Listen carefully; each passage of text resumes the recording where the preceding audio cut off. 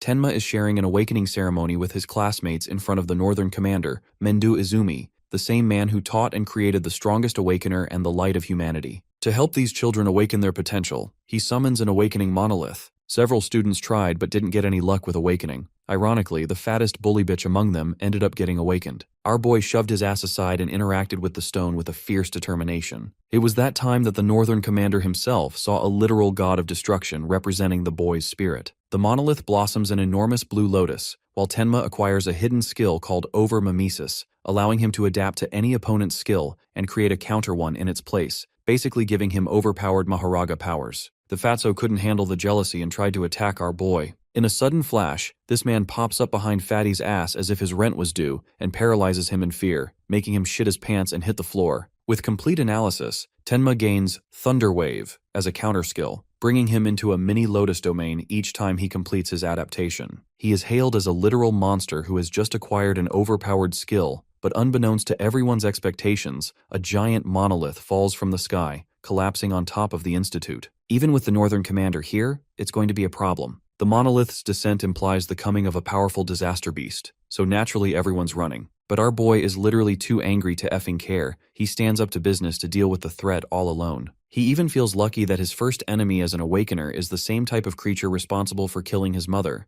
so this is a truly happy day for him. Keep in mind that he's saying all that shit to a badass skeleton soldier who is literally on fire. Having acquired his new powers, our boy wonders if he should test them out right away. Using Thunder Wave, he rockets ahead with lightning speed, confronting the skeleton soldier. The monster slams its attack, but thanks to Tenma's incredible speed, he's able to not only evade it, but also hammers the gigantic monster with a ferocious punch, refusing to be looked down upon and let anyone else die at the hands of these creatures. Just that one single hit alone puts that thing on the ground, earning the surprise and attention of all his classmates. They're stunned by Tenma's overwhelming strength and wonder if running away is even needed anymore. The same rookie who was nothing a few moments ago suddenly had the ability to annihilate a level 8 calamity beast across a building. The reaction of the supervisor is the same, as Tenma's level 0 far exceeds the strength of an ordinary level 0 awakener. Still, even for at his level, beating a skeleton soldier should be impossible as the creature has two powerful abilities. First, it comes with enormous defense, and the second one is kickstarting right now, something called Bonefire,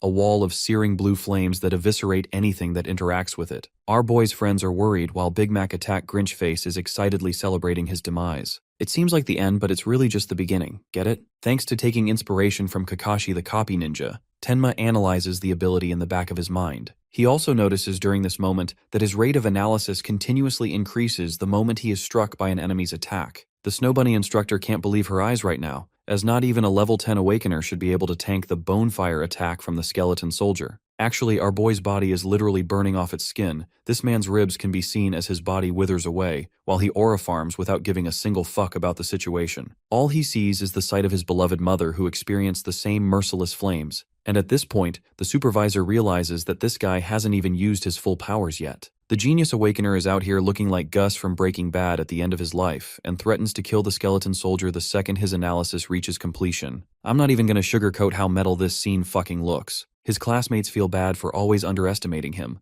Some of them take notice of the blue lotus surging once more, indicating that the Awakener is about to show off a miracle. Body withering away, Tenma reaches for the new skill and learns the Black Ice Wall, which can generate ice on the surface of any body to deflect fire-based attacks. At the same time he obtains this skill, the system heals him back to full health, stopping him from withering away from the flames of Itachi's Amaterasu. Tenma understands that he couldn't defeat the soldier with a single attack, but now that he's boosted his stats once more, theoretically he should be able to do it. The gorgeous petals of the lotus engulf his body, replenishing him back to full health, while his classmates cheer him on, unable to believe how this man is moving like Gojo in Sukuna's malevolent shrine to heal his wounds. The teacher is starstruck by the use of his healing ability, even though the kid literally just used a lighting-based attack too. One thing remains clear, this man is built different. He's an exceptional awakener. His self-recovery process makes them wonder if this man can also destroy parts like regenerating his brain or something. While that is an interesting question, for now the skeleton soldier is pissed off and sends another wave of blue flames against him. This time, however, our boy covers his body with a thick metallic piece of ice. Not even the searing blue flames are capable of melting this ice armor, which means he's completely immune to it now. Cutting through the flames, this man lunges ahead like a god of destruction himself, dodging the soldier's wide slash and using that same ice armor to generate an enormous sword extending from his arm.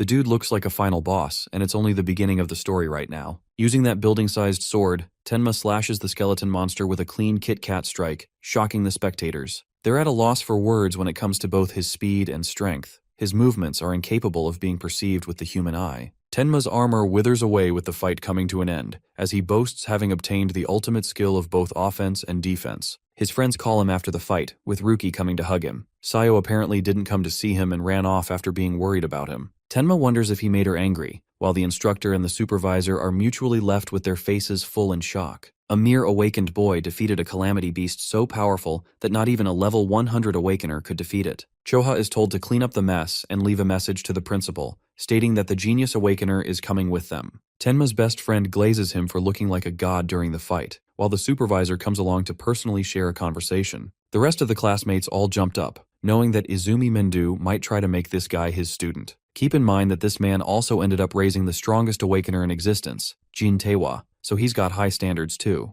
Bro's friend dashes off to give them some space, while the northern commander here commends the boy for his special talent. Tenma doesn't understand what he means, but apparently Mendu has taken notice of the boy's sheer hatred and anger rooted inside his heart. He's curious what made him become such a resentful human. The sob story begins as Tenma shares his tragic loss of his parents. 10 years ago, he was seconds away from being dead meat from a skeleton monster when suddenly an awakener saved him. Unfortunately, he watched his mother wither away before his very eyes as the bonefire flames ate her flesh. She told her son to walk the rest of his journey with conviction. From then on, the boy grew hatred and held that hatred for calamity beasts. He wanted to slaughter them, assuring the demise of the demon of ruin and the rest of his kind. That same hatred surfaces even now with Tenma crying, an interesting detail that Mendu notices. Strangely, his left eye stopped producing tears, but his right one does it all on its own. This is something that happened after the loss of his mother too. After listening to that talk no jutsu sob story, Mendu extends our boy an offer, desiring to take him as a student and be put in the top league so he can kill the monsters. The Savior League is an organization built for the very purpose of combating and slaughtering calamity beasts, consisting of the strongest awakens in the world. It's kind of like an army of awkwardness made to kill monsters. Each of its members are called saviors. These people are granted proper resources, weapons, and training opportunities to gain rewards. Just like a job, even a trainee savior earns 10,000 gold every month, and in this economy, I'd work for even 200. It's a generous amount, and all of these privileges come with a certain expectation. Saviors are required to fight calamity beasts whenever called.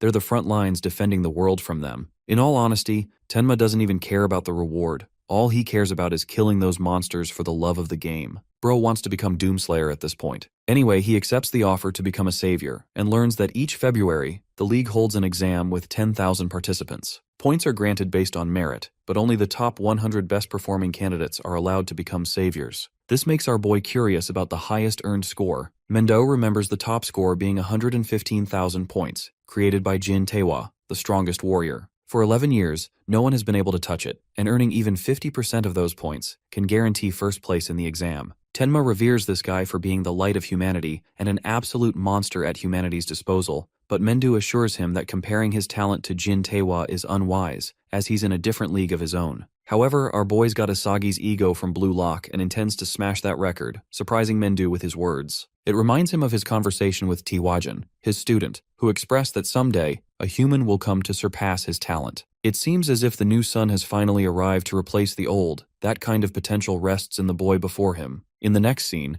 they find themselves at the stone monuments, the ones responsible for creating passages between the two worlds. Killing monsters isn't enough. One has to get rid of the monuments too, or else they'll keep spawning. The building in front of them is built specifically to isolate such monuments, preserving them but making sure calamity beasts don't escape either. They can act like tests for new saviors for training purposes, making it a training facility. In the League's terms, it's called a stage, and the monsters inside are considered uncontrollable too. This is also why rookies get slaughtered when they enter these monuments or stage training grounds, earning it the title of the Rookie's Graveyard. Jin Taewa at his earliest cleared the stage in 3 minutes as his record, so Mendu is hoping for our boy to smash the same test in just under 3 minutes. It's only then that Mendu will officially regard him as his student. In the next scene, Mendu is walking around with his newest rookie that everyone has been talking about. People are starting to compare this guy to the legend of the strongest warrior, unable to wrap their heads around the fact that he's walking shoulder to shoulder with Mendu himself. While they're wondering all kinds of things, our boy looks at the disaster level. It's 10 for this stage, 2 levels stronger than the skeleton soldier, making him wonder just what kind of monsters he's up against. From the shock expressed on the people's faces, Tenma curiously wonders why everyone here seems like a normie who has never stepped foot inside the stage. Going up to the reception lady, he requests entering the stage. She guides him and asks about his party, only for our boy to state that he's the only one.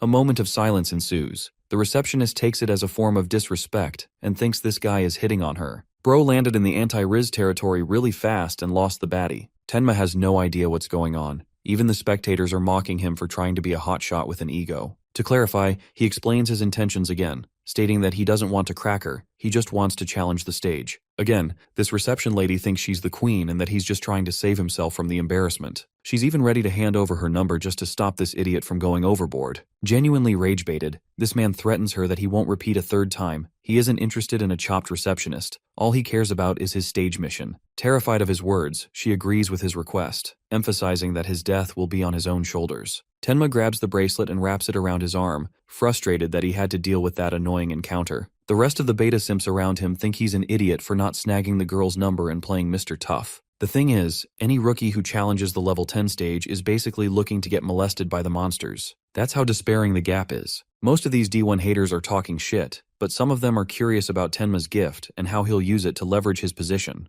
The problem is that despite his gift, his level is still 0, so in their eyes, he's as good as dead. Focusing on the task at hand, Tenma scans the bracelet with his identification details, gaining entry to the other side. With the administrative boring stuff finished, he stretches to get ready to throw hands. The timer kicks off and so does his countdown to defeat the stage in 3 minutes. This man monstrously lunges ahead, realizing that this place is freaking huge, even if it's an artificial stage. For his first ever encounter with a monster, he runs into a level 4 Kodama, a really fucked up looking dog if you ask me. Bro slaughters this thing with a single sword slash. Remember his ice morphing powers? He can easily manifest a battle axe and weapons for every use case. With one of the Kodamas sliced, the rest of the hungry tree logs arrive, looking like a horrific twist on Pokemon's. Outside, Agia strongly opposes this trial put up by her father. There were several other stages that rookies could have challenged, and yet he sent Tenma to the toughest first one. It's just the reality that he wants to see Tenma ultimately surpassing Jin, so he's comparing both of their results. Even Ageha thinks that it's impossible to surpass the ultimate warrior, as his limits are beyond the realm of humanity, but her father is curious if she agrees with that opinion. To her, Jin seemed approachable and nice at first, but then she witnessed that man slaying a level 97 calamity beast like it was nothing. She met his eyes, cold and calculating, one of a god. It's like this man has majestically surpassed the human race and has become a deity himself. While that is true, Mendu argues that the same potential is seen in the likes of Tenma, but it's going to take a while to transcend him to that level. Jin is a god who is the savior of humanity, but Tenma seems like a demon who is engulfed by his own hatred, making the two of them complete opposite forces. Back to the stage, our boy has annihilated the Kodama group with ease. Unfortunately, his ability, over-mimesis, won't even regard these weakling creatures as something to scan from. Suddenly, Bro experiences a "he's standing right behind me, isn't he?" moment and instantly retaliate with a slash. Surprisingly, it was easy to kill that one too. Tenma is starting to wonder if these disaster level 10 creatures are all weak, but that can't be right, or else this stage wouldn't have been considered a rookie graveyard. There has to be something he doesn't know about, and he's exactly right. The system detects a B-rank skill called self-regeneration, kickstarting the analysis cycle. Our boy wasn't expecting that,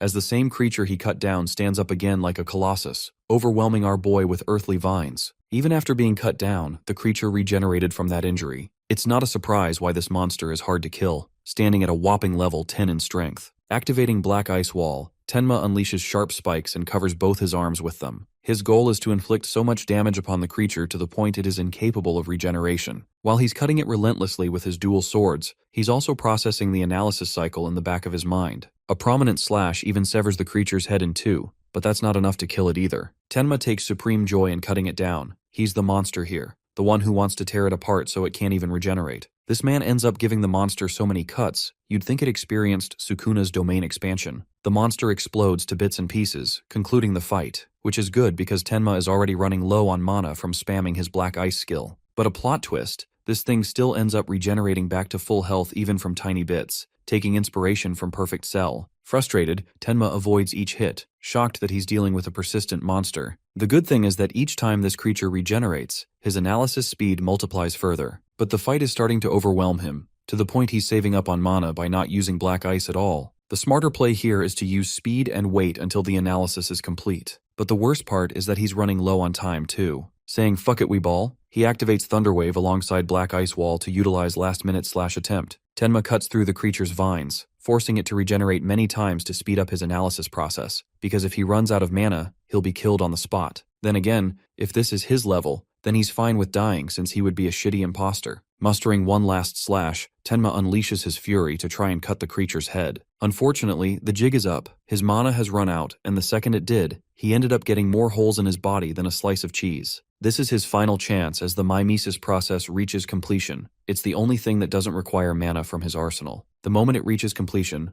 the Blue Lotus spawns again, acquiring Lotus Burst from self-regeneration. The monster does its best to try and sever him again, but the Lotus Burst effect is currently activating, detonating all surrounding mana into an explosive destruction. As per the completion of mimesis, all wounds that hurt Tenma end up getting auto-healed. The monster watches in shock, and the moment our boy claps his hands, the Lotus unleashes literal hell. The destruction incinerates everything in the surrounding area, reducing the creature to ashes. By the end, Tenma appears wounded from the outburst of his attack. This was his final trump card in the fight. By the way, he unleashed this much destruction just by expending a third of his mana after gaining it back via mimesis. He no longer will feel any difficulty destroying mob monsters. Also, the mimesis skill is confirmed to have both mana and health replenishing properties. A single shard remains, while the situation of the outside world is in chaos. The reception lady is worried about the rookie who went inside and begs them to call a rescue team. Even Agaha wasn't expecting our boy to end up losing to a level 10 monster. The bigger problem is clearing the stage in under 2 minutes. Suddenly, the stage reveals that a new record has been set, stunning everyone's expectations. The record of 11 years has been broken by Itsuki Tenma, who literally cleared it in 2 minutes and 14 seconds. When he exits the stage, this man looks like he came out of a war. All of his haters have now turned into his fans, because the underdog pulverized Jin's record with a whole minute lead. Our boy comes up to Mendu, questioning if he has now earned his mentorship.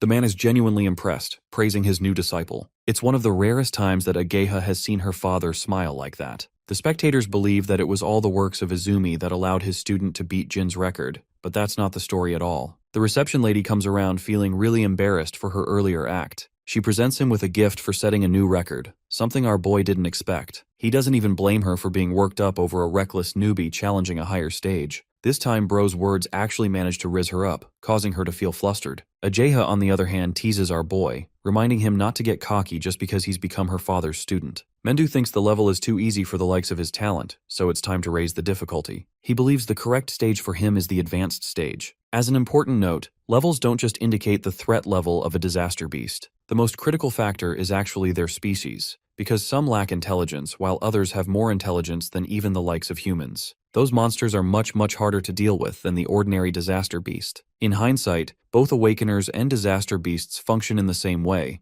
Humans possess different jobs, indicating their strength, while monsters have species differing theirs. Advanced stages house more intelligent monsters. Defeating them even at the same level is enormously difficult compared to the average monster. Tenma's next destination is set in District 4 of the Northern Stage, and he's starting to realize that all this time, he only beat shitty creatures that lacked even basic intelligence to outplay him. Knowing that intelligent species can feel pain, Tenma is ecstatic and fully invested in torturing such monsters. Bro even lets off his terrifying aura, having just found himself new victims. The reaction of the crowd is overwhelming as people can't stop talking about Jin's record of 11 years being shattered by a new underdog. Still, advanced stages are tough, and the ones in District 4 are entirely dominated by one man. Many Awakeners have entered to challenge advanced stages, only to end up missing. Rumor has it that there's a secret assassin. One idiot blurts out Reiji Kinoshida's name, while another tries to stop him from getting killed for talking shit. Reiji is revealed to be the son of the ward chief of District 4, and this trust fund Nepo baby loves being serviced. All the stages in District 4 belong to him,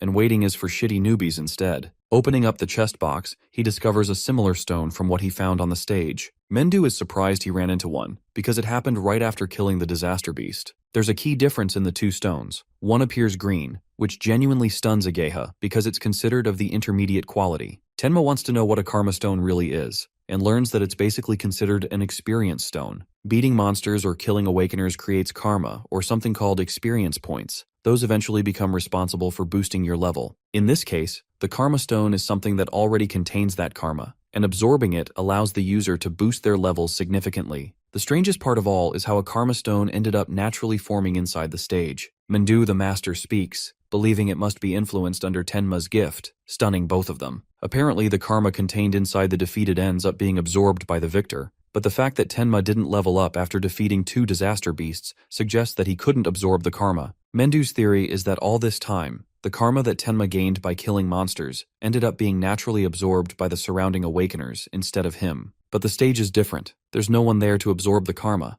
and Tenma can't absorb his own anyway. That's why it forcefully solidified itself into a stone. But Ageha's worried that our boy is stuck in a standstill because he can't even level up. Her father stops her from asking information from Tenma about his skill. It's supposed to be a secret after all. Anyway, Mendu suggests our boy sell the stone if he wants to make use of it. Personally, he's going to be away for a while for a meeting with the leaders of the 5 continents. His daughter will look after Tenma in the meantime. However, he does leave with a few important points. Tenma is told to keep his status as a disciple a secret, and he's also instructed not to tell anyone about the details of his gift. Third, the teacher wants him to clear at least 6 advanced stages before his arrival. And finally, Tenma is given freedom to do whatever he wants with his power, because it's his own to use. The rookie accepts his orders as the scene cuts off to the Northern District. Some Awakeners are frustrated that they're not given space even when it's their turn. Reiji Kinoshida's guards are here to reserve the spot for him, telling these kids to get lost. The Awakeners talk some tough game, mouthing Reiji off as some rich pampered kid who will eventually get reported to the guild. But apparently he fucked around too much because the same dude ends up getting launched into the nearest wall. This muscle brute is attacked by an immediate B-rank earth spike, only for it to result in 0 damage. This guy's face goes metallic, while the blonde fails to understand how a technique that could easily pierce through monsters is unable to do damage against this muscle-brained freak. The big guy grabs both his arms before headbutting the shit out of his face, knocking him out.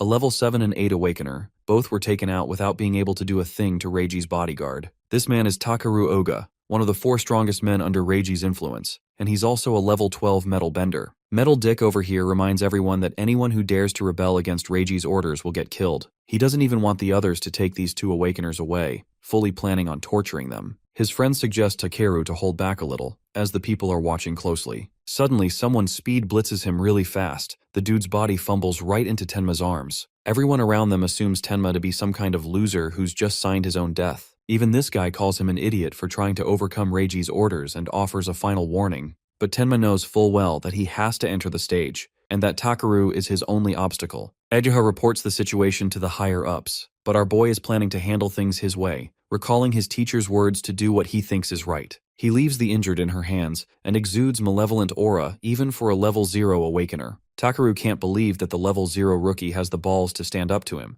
but strangely, he feels a unique kind of pressure, making him wonder if the kid has some kind of gift. Relying on his stats, Takeru blindly believes he's got the upper hand here. But then he receives a jolt of shock. He watches our boy blitz him with insane speed as Tenma's punch kisses this guy's face. The spectators suddenly go quiet, unable to comprehend the rookie's speed. Luckily, Takeru managed to metalize himself before the punch made contact, so no injuries were made. Coating his arms in metal, he thunders down his heavy fists, praising his opponent's speed but also highlighting Tenma's lack of strength. Our boy evades swiftly, knowing that he just missed his one opportunity to deal a surprise attack on a superior opponent. His best shot right now is to rely on Thunderwave and boost it even further, prompting Tenma to activate his metallization process in the background. The metallization skill is dangerous enough to earn mimesis effects, which means our boy can't hold back either and has to go serious. Tenma understands that normal attacks won't work, but all he's got to do is target Takeru's flesh for considerable damage. He wounds up a kick to strike his face, but Takeru manages to block it just in time, criticizing the weakling's lack of power and speed. But this is actually our boy's strategy. He's conditioning his opponent to predict his max speed, only to upgrade Thunderwave even more. Takeru is completely caught off guard witnessing the usage of a lightning element. This time our boy ramps up his speed to such an insane extent that he's out here throwing a dozen punches and actually connecting every single one of them. The analysis process continues in the background, while the spectators are starting to realize that this rookie can use multiple skills. With no opening left for Takeru to metallize, all he can wonder is how this kid managed to get insane levels of speed for his rank. With so many punches raining down on his body, he can't even issue a voice command to force the others to help him. This dude is in a pinch, and in a final desperate attempt, he decides to pull out his trump card. Apparently that trump card is called blasting off my shirt to show off that demonic back. But really, bro goes full shiny mode and engulfs himself in full metallization. It's his first time being cornered to the point he had to use this skill. All of his metallic parts get a 50% defense boost, another 50% on top of it when he's not moving. By the way, I love how we can literally say this dude's balls are made out of titanium now. Anyway, Takeru's feeling grateful for evolving to this level and intends to give the rookie an easy death. With a defense crossing level 12, the others start to wonder if anyone at the same level could break this dude's defense. But that won't matter in a minute or two, because the analysis process is nearly complete. Our boy casually points out that Takeru invested all his points in defense, completely forgetting about his mana stats. Takeru acts like he's talking shit, but deep down, he knows the rookie is right in his assumption. Tenma assures this guy that he's got no interest in forcing his mana to deplete. Instead, he'll end the fight in an instant. The Blue Lotus spawns, creating another evolution in Tenma's power. The gorgeous lotus blossoms and dazzles the spectators, though they've got no idea how this pretty thing is going to beat Metal Dick. With its completion, Tenma earns the Clear Orb Piercing True Sphere. It's a defense-ignoring ability, guaranteeing damage. The only problem comes with range and speed. It's far too slow, making it easy for people to avoid that. This forces Tenma into a situation where he has to time the track, to rip apart the very defense that Takeru is so proud of. With the skill activated, our boy's stats increase even further as he casts the creation of a piercing orb. Even at this distance, Tenma confidently challenges his opponent to dodge this upcoming attack. Watching Tenma's performance has caught the cheer of the spectators, making them wonder what he's about to pull next. The piercing ball slowly moves past their eyes. It's just a tiny little thing, so it's inconceivable to get hit by something like that. The ball is so tiny that Metal Dick over here is even willing to stand still, taking it head on, believing downplaying Tenma's trump card. The ball ends up making contact with his arm, and the look of horror sets on his face. It literally destroys this man's arm, causing it to explode in a pool of blood. Tenma even instructed this idiot to dodge. He specifically aimed at his arm to show mercy, but he really could have aimed for a fatal area if this guy was a monster. Takeru is screaming in pain as Tenma orders the clowns to fetch this guy to a hospital. They pathetically pick him up and take him away, as the day is saved thanks to the Powerpuff Girls. Wait, I forgot this isn't Cartoon Network. Tenma is hailed as a hero among the crowd. Some of us even want to team up with him to clear stages in no time. The situation is so bad that guys are fighting each other just to get their hands on him. But this man's far too busy relishing his newest skill, something that could take out a defense monster like Takeru himself. The orb has another effect of getting faster the more it kills people with higher defense stats than Tenma himself. The two clowns beg him for an answer to make him join their teams, but he openly declines, stating he's fine off alone.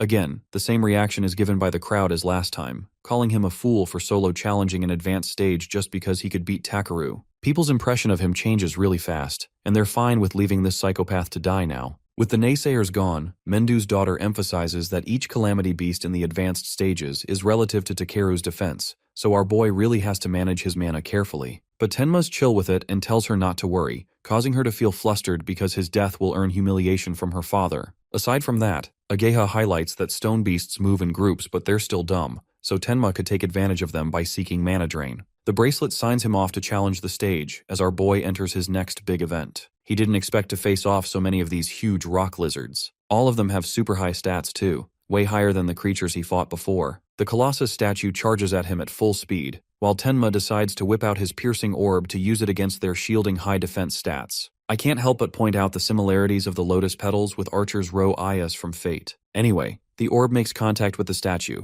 carving a hole straight through its body and killing it immediately. This earns a 100% speed increase in the orb's speed, which is amazing for Tenma in every turn. 3 of the scary statues lunge at him, but our boy is on that Killua energy with his lightning and blitzes past them. He defeats 3 of the monsters using his explosive attack after spending a third of his mana again. But the fight's not over. 2 more creatures lunge from opposite directions. This man casts Hollow Purple to finish them off with his piercing orb. First, he dodges both of the statues, causing them to smash into each other. This allows him the perfect vantage point to hit them with a monstrous piercing orb. The speed of the orb is even faster this time, and kills both monsters in a single go. Tenma topples, feeling exhausted as his mana extinguishes to 0. He's having a real hard time with his mana constraints lately, and hopes to gain a mana recovery skill soon. His current speed of progress is promising after increasing the orb's speed to 5 meters per second. But bro completely forgot about the final monster who comes crashing down upon him, unleashing literal destruction. One of the monsters ended up using Gigantification skill, literally becoming a threat that Godzilla would have to come and eliminate. Its sheer size is a problem, but Tenma is managing himself using lightning speed. Bro is dashing up like the Flash, not knowing if he can pierce a creature as huge as this one. Carefully selecting his target, he aims at the monster's head, releasing a piercing orb shot. But from this distance alone, Tenma figures that the orb is so small that it's going to do minimal damage. The Titanic stone statue retaliates with a fist of its own, and since our boy can't even dodge mid-air, He's left with no choice but to spam the use of black ice to tank the hit. Still, the impact sends this dude flying, crushing him into the nearest wall. The fight's way harder than what he thought it would be. Sensing the need for overmimesis, the system starts analyzing automatically, bringing satisfaction to our boy's face. The scene cuts into Reiji's place, where one of his agents expresses his shock. The man offends him with his noise, but also informs him of some sudden news. Apparently someone managed to beat Takeru and got inside one of the advanced stages. The news pisses off this pampered bitch, unable to believe how Takeru even lost with his level. The only reasonable explanation is that someone over level 30 bested him. Unfortunately, the Awakeners of this level are skilled and deal with actual missions, so they don't bother playing with weak Awakeners. Everyone in the facility is around level 10, but there's just no way Walmart Aizen can believe that a level 10 warrior beat Takeru. Reiji intends to investigate the matter on his own, believing that he'll make it in time to the same location if they hurry now. His agent even recommends that they proceed with the side of caution, but obviously room temperature IQ over here doesn't heed his warning. Reiji is in the mood to humble this person for ever daring to mess with the Kinoshita family. As for our boy, somehow he managed to survive and reach 100% analysis. Shielding in his lotus, the system marks the completion of the gigantification skill, but strangely, Tenma didn't get a new skill this time. Instead, his piercing orb upgraded to level 2, allowing him the ability to adjust the size of the orb and even doubling its passive speed increase. Testing out both effects at once, Tenma activates his newly evolved orb, manifesting an orb that extinguishes every last ounce of his mana. This is the most powerful piercing orb he has made up until now, and it launches like a literal nuke. Bro is even out here posing like Gojo after his final kill shot, wondering if he went too far at the end. The defeat of the stone golem marks another step in his progress. The orb's speed has boosted up to 7 meters per second, and if he can just clear the stage 2 more times, he'll end up ramping it up to a car's speed. All this time, the passive effects he's been ignoring are actually proving to be quite useful to him. Lotus Burst allows for greater utilization of all his skills, which means as long as he can buff Lotus Burst's passive effect, he'll have enough power to be able to snipe monsters from thousands of meters away. The advanced stage is marked completed in a mere 3 minutes, setting another record and bewildering the other Awakeners. People want to know why and how this guy is a level 0 because it makes zero sense at all. Then there's him looking like he came out of a shower, no signs of injuries. Even Ageha is impressed, always amazed by him. She praises him for being quick with his completion rate, but that's just thanks to the help of the piercing orb he obtained. Strangely, he spots a butterfly lingering around her. It's called a jade butterfly. Ageha is actually a Shikigami user, but I'm too busy noticing those curves to care about the butterfly. No one ask me the color, please. He interacts with the cute thing, calling it beautiful, and directly asking Ageha about the kind of jobs regular Awakeners even have. She's shocked that he doesn't have any basic knowledge of that. Jobs are actually divided into 4 categories, and our boy has already witnessed 3 of them so far. The first kind is the Elementalist, with a wide range of elements making up the list. These Awakeners are also the most common, and are known to have the highest combat power. The fatty from his class, and even Takeru is the same. The second type of Awakener is a Shikigami user. That's right, bitches. We're doing it the Megumi way Jujutsu Kaisen style. Shikigamis stay with their master from the moment they're born, which is why she's got one of her own. With 2 types clarified, she waits for him to ask questions. Our boy is shocked to see that her jade butterfly is even higher level than her, making him question her veteran status. Bro ended up destroying the poor girl's ego with those words without even trying to sugarcoat. Ageha corrects his misunderstanding of power, explaining that Shikigami will always be higher leveled than their master. But in a situation like that, Tenma's calculative brain figures that it's best to target the master of the Shikigami in a fight in that situation. She's terrified to feel a hint of negative aura coming from him. Anyway, he waits for the rest of them to be introduced. The third type is a mysterious job, with minimal information available on it. It's the one that our boy has, the type called Order Breaker. The problem with the individuals bearing this type is that each of them have different abilities. The Blue Lotus Tenma differs from Awakeners who can shift size or even create shadow clones because Naruto's here too. Skills possessed under each job category are ranked from C to S in 4 pyramids of strength, but Order Breakers are classified as having Z category skills,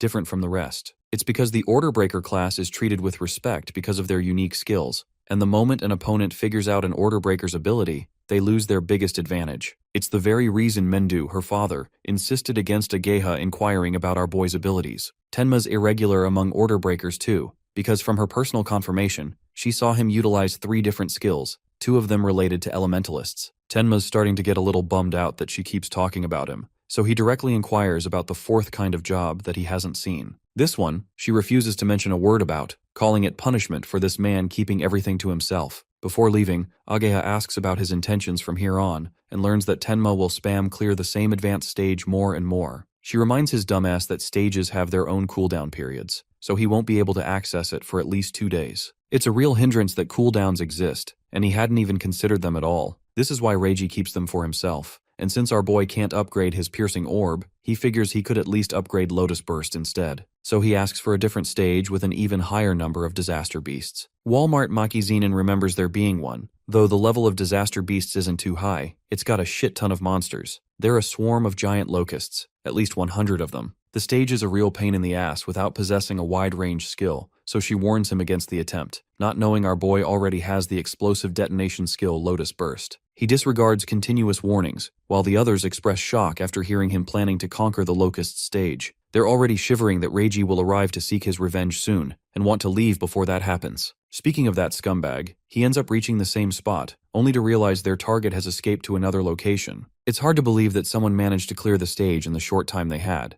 Reiji's blood boils, and he thinks this mysterious offender is intentionally fucking with him. He orders his agents to look for traces of mana and to contact someone called Hound for the job. He wants Tenma alive so that he could personally offer him a taste of torturous hell. Bro thinks this shit is so tough. In a different area, a poor awakener is barely clinging to his life. He's being hunted by Hound, a subordinate of Reiji, and even after using his escape jutsu, he ends up being discovered by the gaping wild beast. The creature rips him in his mouth while Reiji's other agent comes to retrieve him. The guy in his mouth is still alive, by the way, questioning how they managed to track him down. This person's pet dog over here has an excellent sense of smell, tracking any target down with ease. The man is known as Charles the Hound, and he has come to eliminate his target on behalf of Reiji. The poor guy pleads for his life, but Charles mercilessly allows his wolf to feast upon the human's flesh. After his death, they experience a level up at last. Charles calls to report mission status, confirming the kill, but to his shock, learns about Takeru's heavily sustained injuries. Considering it an important matter, he is signaled to Reiji's location, happy that a new prey has appeared.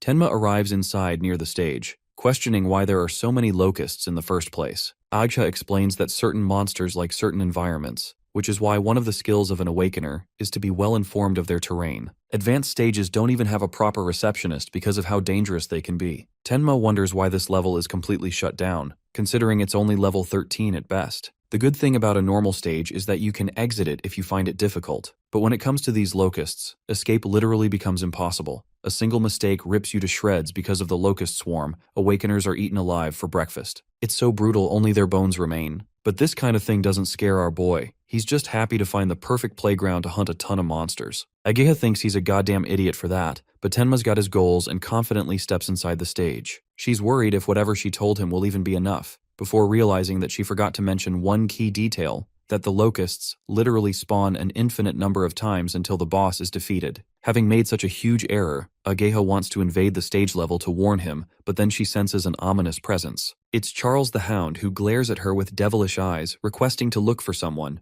The scene cuts off and takes us to Tenma's experience inside the stage. Clapping his hands, he playfully wakes up the annoying bugs so that he can kill them over and over. Their levels are so pathetic, a mere level 1, but their quantity makes this stage worth it. With more than 100 covering the sky, Tenma casts his Lotus Burst technique, while at the same time guarding himself with black ice armor. His goal is to let these bastards swarm him from every direction, and just when they feel confident, he'll detonate. Tenma activates Lotus Burst at a precise moment, obliterating the bugs all at once. By the end of his attack, they're all dead meat, evolving his Lotus Burst to level 2. Its range has expanded to a whopping 10 meters, double than before. Tenma thinks that monsters of this weak level should net him easy points because they barely consume his mana in any of his skills. If he can spend 10 more shots and kill 100 locusts in each swing, his skill will upgrade by 1,000%. But then he realizes that this stage also must have a cooldown of its own, so his happiness is short-lived. Tenma checks his bracelet, wondering why the stage clear prompt hasn't appeared. Instead, he detects the boss monster's skill called Matriarch's Will, which immediately activates his analysis effect. When Tenma looks around to check for survivors, he watches the dead swarm pulling inside some kind of vortex. Zooming away, Tenma creates distance between them,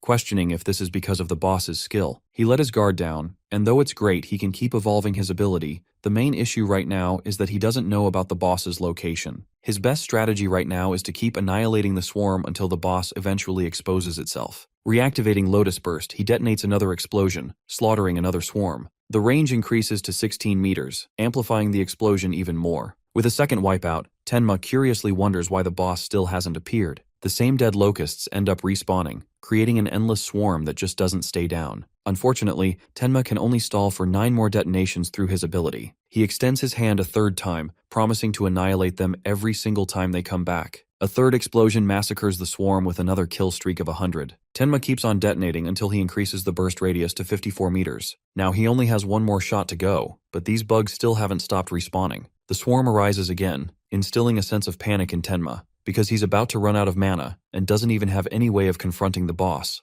Though he could easily try to escape the stage, this man is too egotistical to quit. One last time, he declares his intention of massacring the swarm. The Lotus Burst detonates in the largest explosion he's ever casted, fatiguing our boy to his limits. The swarm simply rises back up again, and the analysis progress hasn't completely yet either. It's at this moment that he realizes he really fucked up, because the queen has an infinity breeding ability. That means the only way to win is to kill her, but how will he even do that with 0 mana points? Luckily, his analysis rate reaches total completion, enveloping him in a Lotus domain and adapting to the queen's skill. Tenma acquires a new detection skill to counter her ability with a cheat code passive effect. It's so powerful that he could intentionally leave the boss alive just to farm the locusts as many times as he wants. Unfortunately, Ageha is waiting for him, so he needs to wrap things up. With the skill's activation, his sensory abilities are heightened, mapping out the surrounding area to look for his target. The detector picks up on the queen's signals just underground, which is the only thing Tenma needed. Next, he carves up Hollow Purple, stealing Gojo's swag again, and releases it to decimate the annoying queen. The piercing orb crushes its way underground, forcing the queen to draw out where it is most vulnerable. And here, our boy clocks her with a slashing backshot, ending her life. With the queen dismantled, the swarm is instilled in chaos, but our boy's happy to send them all to hell alongside her. A final detonation wraps up things and kills the locust swarm for good, increasing range to 65 meters. The stage helped him with a ton of skill boosts, and Tenma intends to reuse it and evolve his range even further later on. Achieving a new record of 17 minutes, he exits the stage, worried about Ageha's condition, but also thinks that she might ditch his ass. Tenma actually likes the awkward side of her, but the moment he comes out, he sees Ageha full of cuts and being choked out by Charles. The fact that Tenma came out in one piece is confirmation to the Hound that this is the guy his master is looking for. And yes, don't forget, the One Piece is real. Agitated, Tenma threatens this guy to put his hands off of her, or else he'll kill his ass. Charles thinks the kid is cocky for a level 0 rookie, and in that exact moment, our boy spawns in his freaking face to kill him. Going, "Oh shit, I'm fucked." Charles summons his wolf Shikigami to block the attack. The creature successfully tanks the hit, while Overmimesis kicks in again. Tenma realizes right away that he's dealing with a Shikigami user, while Charles analyzes the situation. The fighter in front of him excellently maneuvered with high speed. It's clear how Takeru lost that fight. But the big leverage Charles has over Takeru is a free hostage situation through the girl. Tenma fears for her life, and getting distracted costs him as the Shikigami jumps in his face. The worst part about the Bite Force of Death is that it can crush any enemy with even high defense stats. To his shock, Charles watches this man erupt with black ice spikes to protect his arm. Tenma even uses his other arm to charge up a lethal kill shot. The piercing sphere annihilates the Shikigami with a single hit, killing it immediately. Now that he has killed death itself, his next target is Charles, who should be way easier to deal with. The experienced Awakener realizes that this rookie is unaware of a Shikigami user's respawning effect. Death has a B-rank ability called Respawn Desire, decreasing its respawn time immensely. Tenma's distracted, so the creature tries to attack him with its gaping sharp teeth, but no worries, because Mana Sense already predicted this outcome. Tenma retaliates easily, stopping the monster once more. His analysis skill is slowly approaching completion, but if the Lotus appears in front of Charles, it might give him free information about his ability. Charles himself is having a mental breakdown dealing with a guy with both immense speed and strength alongside a bunch of other hacks. His only leverage is Ageha, so he chokes her enough to prevent her from saying harder daddy and threatens to kill her in front of Tenma. Our boy wanted to complete the analysis without spawning the Lotus, but things are going in a different direction. With its completion, he earns the counter skill called Shikigami Eater, a unique power with the effect of taking control of another user's Shikigami by touching it once. This is an excellent counter, but because our boy intentionally cancelled out the Lotus spawning effect of his skill, he didn't get any auto-recovery effects. That's the price for skipping it. The good thing is that he's currently uninjured, so he doesn't need it anyway. First things first, he tests his Shikigami Eater spell on the approaching monster. Activating its essence, he slaps the Shikigami's head, manipulating the strings of its control before kicking the creature away with enormous speed. Charles watches his monster get obliterated again, calling the poor thing a useless mutt. He threatens to break Ageha's neck, but she doesn't even care about herself in this situation. Tenma throws up his hands in absolute cinema fashion to save her life. Charles is happy that the kid is being obedient to prevent any further trouble, but the part that's bugging our boy is why he's being targeted in the first place. Charles thinks he's playing dumb when he's the one who instigated everything. He decides to spill the tea of his mission details, revealing how Reiji is pissed off ever since the mysterious Awakener stole his advanced stages. That's why he recruited Charles to finish him off. Hearing Reiji's name for the millionth time bugs Tenma, who thinks the two of them really need to have a talk in private. Charles assures him that they're already headed in that direction, since he's going to use his pet dog to cut off our boy's legs. And this time, if he uses defensive ice, Charles will snap Ageha's neck. He gives the monster an order to torture his prey, not knowing that the turns have been tabled as the creature bites down its former master. Ageha's balloons are secured by Tenma's thunderwave speed. The hunter fails to comprehend why the Shikigami is attacking him, while Tenma praises his new pet. He's not quite done serving justice for what this bastard did to Ageha's Ageha herself. The hunter has now become the hunted, as he pleads for mercy, even offering to hunt down Reiji for this guy. Tenma scoffs at the shitty proposal, while Charles psychotically unleashes one final attempt to end the rookie's life. His blade grazes Tenma's side, as he signals his new pet to kill Charles's bitch-ass in the same way he tortured Ageha. I can't help but remember that one iconic scene from Game of Thrones involving Ramsay's pathetic ending. The Shikigami stares its meal down, as the once ruthless hunter whines like a pathetic animal. Death opens its jaw wide and ultimately ends Charles's life, bringing satisfaction to Tenma. While this is happening, he calls out the person secretly watching their fight from their comfortable hiding spot, and urges them to reveal themselves.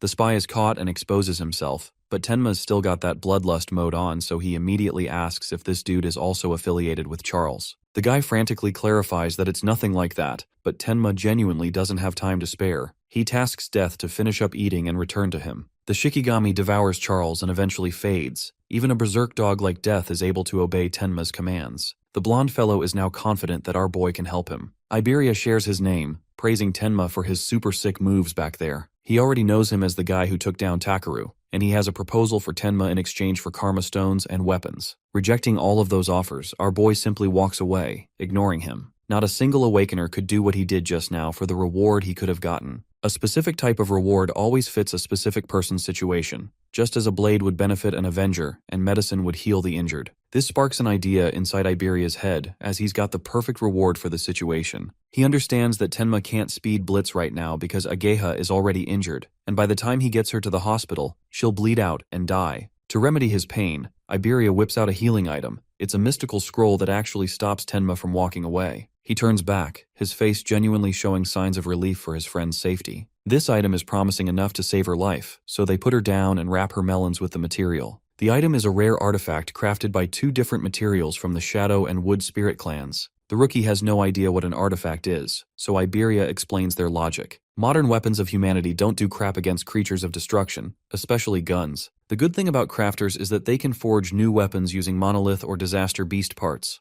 These crafted items are called artifacts. They're ranked in 4 rarity classes, ranging from common to rare, epic, and unique. Common artifacts are your average basic weapons, capable of hurting ordinary disaster beasts and awakeners like the longsword. Rare artifacts boost the user's stats like an aqua blade. An epic artifact, and mind you, this red blood sword is cool as heck, end up boosting stats and provide special effects. Finally, the one to topple them all, ranking the highest category, is the unique class. These come with unique skills, such as the Holy Sword. Crafters can't be compared to fighters, but they're hard to find. The Awakeners are always indebted to them for their excellent work. Tenma pieces together that this guy's father is a crafter. In fact, he's not your average crafter either. Across the 5 continents, only 10 unique artifacts have ever been produced. And guess what? This guy's pops produced 3 of those freaking artifacts, earning him the Artisan King of the North. I didn't know Truck-kun isekai'd Jon Snow in here too, but our boy doesn't even give a single crap, turning towards an object of his own interest. He inspects the crossbow he picked up from Charles. It's an artifact too.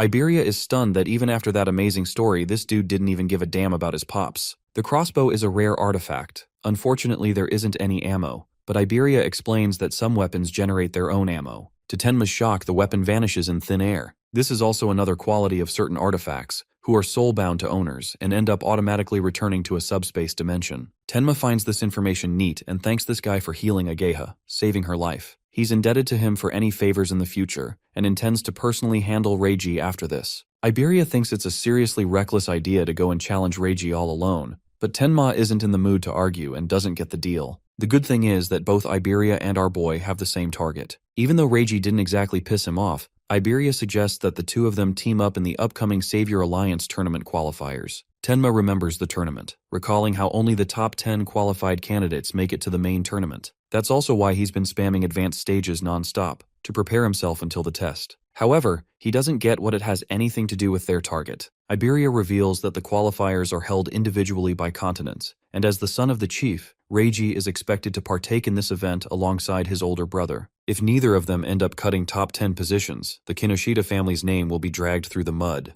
It's the very reason he's seizing control of all the stages for his own personal advantage. Tenma questions why he's receiving so much help from the blonde awakener, while Iberia shares that he genuinely admires him and believes in his own instincts that they'll both pass. Tenma still doesn't get why this guy is trying to rush for the tournament right now, prompting the warrior to look for a deeper reason. Iberia shares that he saw his father work on his crafts since he was a little boy, so he admires his father a lot. His ultimate dream has been to become an awakener, to fight monsters with the tools his father made. Unfortunately, even after awakening, Iberia's father refused to make him a proper artifact, calling him unworthy to deserve his crafts. Despite the endless beginning, the man didn't flinch and told his son to pass the qualifiers if he wanted a weapon. That's why he shares an intense desire to clear the initial qualifiers no matter what. Hearing all of that, Tenma understands that the crafter's son must have a long list of people waiting to team up with him, so there's really no reason why he picked a level 0 guy. Apparently, the master artisan installed a condition, stating that if Iberia ends up being carried by an overpowered teammate,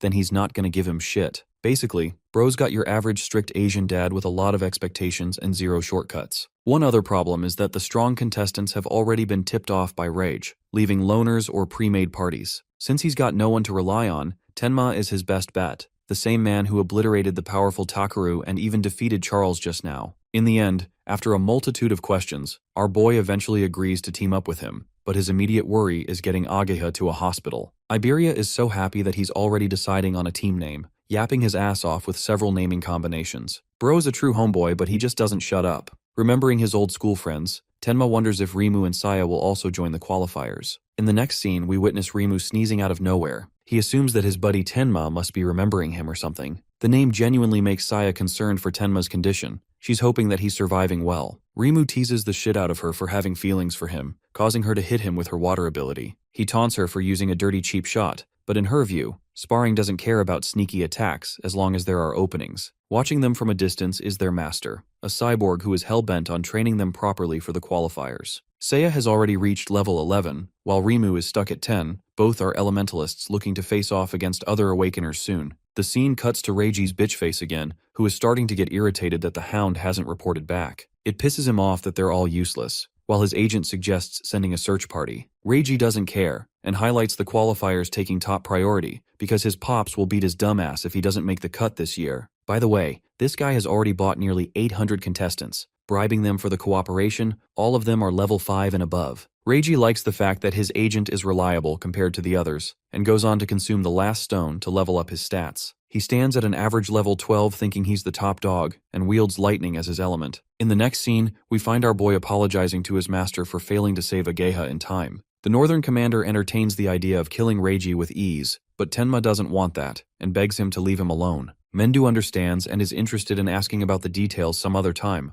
Iberia, on the other hand, can't even believe his eyes. The Northern Commander is out here acting buddy-buddy with Tenma. At his side, Tenma proclaims his interest in entering the qualifiers tournament, and the commander is okay with that decision. Ageha appears to be holding up well. Her butterfly healed her in the process. Even Iberia helped them out with a rare artifact, inspiring the Northern Commander's interest in him. Mendu knows about the boy's affiliation with the craftsman, stunning his expectations. Iberia decides to maintain his father's dignity and gives off a cool-ass aura farming declaration stating that he's Aiden's father. Yes, you heard that right. This clown accidentally massacred that sentence, disappointing the 3 people, embarrassing the shit out of him. Negative aura aside, Mendu is glad that the kid helped save his daughter and even intends to pay proper respect to Iberia's father after the tournament. With the qualifiers around the corner, he suggests both of them to train, as he's anticipating much from them. Tenma and Iberia are confident in their victory, while Ageha is shocked by her father's vested interest in our boy as of late. The thing about Tenma is that he's got some Batman levels of childhood trauma, which is why he is merciless against monsters. But that same dark impulse of his weakens around the people he cares about. That's one other reason Mendu wants his daughter to stay by his side, to become a person that he values, enough to protect. Aside from that, remember that skeleton soldier that popped up at Tenma's school at the start? Turns out it wasn't a fluke but a proper planned attack. Traitors among humans are increasing, and there have been attacks on other commanders too. Mendu strongly believes that humanity is headed for destruction even now. but Tenma is the stopping force that might be able to cull that gap, becoming a ray of hope for all. We arrive in District Level 4 at last. The tournament is about to begin. Tenma didn't expect so many people to pop up here, but obviously Mendu's presence alone dragged the attention of a giant crowd, boosting participant numbers up to 5,000. This is bad news for Reiji because now he has lesser participants that work under him, but his agent thinks it's no big deal. He's already made sure to wrap red bands around the participants that are working under them, making it easy to identify. It looks strange to Saya and Rimu as well. Acting as the main supervisor, Saoryu Fujiwara initiates rule explanation. The area is divided into two parts. One is external, and the other is an internal arena. The first stage will begin from the 4 towers of the external region. Contestants are expected to fight their way the best they can to reach the internal region. The moment they enter here, their rank will be recorded and installed upon their bracelet. Only the top 500 from the batch of 5,000 will be able to pass. Seiya is a little worried that practically 4,500 people will be wiped in the first round alone. Each contestant can flexibly carry 2 weapons or tools at disposal. Anything works.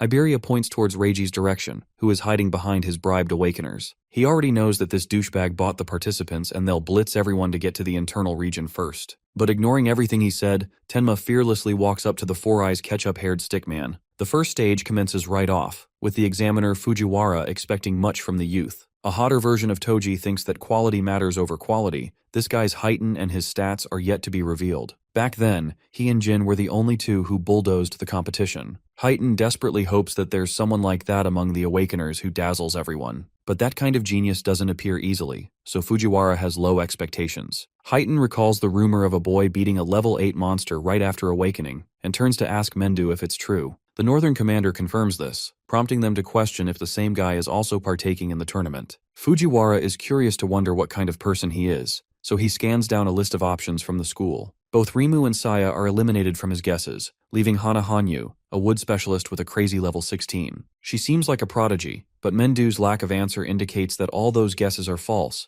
even though Hanyu is the top rank here. Heighten interestingly asks about any level 0s around. There's at least one every year, who ends up getting smashed by the competition. Speaking of a level 0, Reiji ridicules the rookie trying to challenge him, not knowing this is the same guy who mopped the floor with 2 of his bodyguards. The moment our boy whips out Charles's crossbow, his face drops in shock. Tenma understands that this clown has been looking for him, while Reiji is ticked off by his insulting tone. Taking him for a rage baiter and nothing more, he signals his lackeys to jump our boy. Saying so, Reiji leaps off and goes to target the internal region. Now Tenma is left with a bunch of people that are all higher level than him. Heighten can't fathom how a level 0 is going to challenge multiple level 6 and 7s like that. Iberia is not liking the situation either, fearing that they'll get overwhelmed by 4 assailants. He's already prepared to use his trump card in a citation like this. One of the goons tries to provoke our boy, prompting Tenma to order him to move. Such a harmless comment makes this dude burst out in laughter, because anyone would think the kid is just a hotshot who talks big. Heighten actually likes Tenma's brave personality, and intends to jump in if he's about to die. The same goon tries to meddle with him again,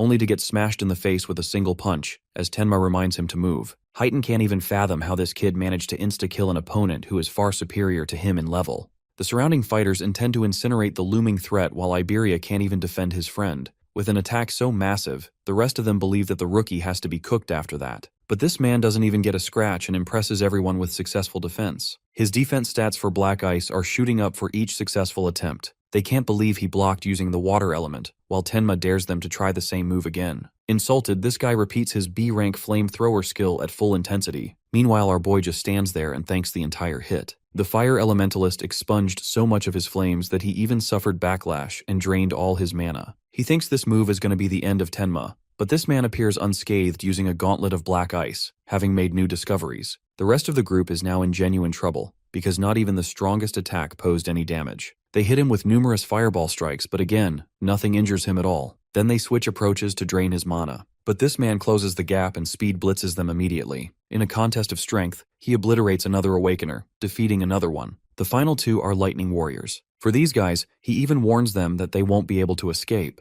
But the idiots go on ahead to activate dual skills anyway. Heighten can't believe he's witnessing one level 0 guy massacre an entire team. With all of them down, Iberia commends his teammate for being incredible. No one believes he's level 0 at all. But Iberia reminds the arena that he and his partner will be the best of the best the tournament has ever seen. Reiji is on his way thinking about the crossbow, when suddenly he watches another Awakener pass by him, only to get zapped like Hassan's dog. Reiji reminds this dog of his place, that no one's supposed to pass him. He gathers the rest of his lackeys and orders them to stay together. The examiners watch his arrogance on full display as the young master of the Kinoshita family. Unfortunately, nothing is against the rules, so they can't intervene, while Reiji is fully confident in his victory in this tournament. Suddenly, Bro hears someone calling out his name. It's none other than the dynamic duo from earlier. Tenma survived the team, which makes him question how on earth this guy managed to do that. He calls our boy level 0 trash, but Tenma doesn't mind, and Reiji doesn't want to fight him head-on, so he signals another large group of 100 warriors to keep them busy. Tenma is happy to take them head-on and covers Iberia's ears, before dashing with lightning-fast speed, slamming Reiji off his rocker. This is his way of telling the bastard that he's going to settle the score, and he won't be letting his prey escape until that happens. Seiya and Rimu are having trouble but end up reaching the inner circle. Ui and Ahagami are 3rd and 2nd place respectively. Hanyu sits at the top, dominating the leaderboard.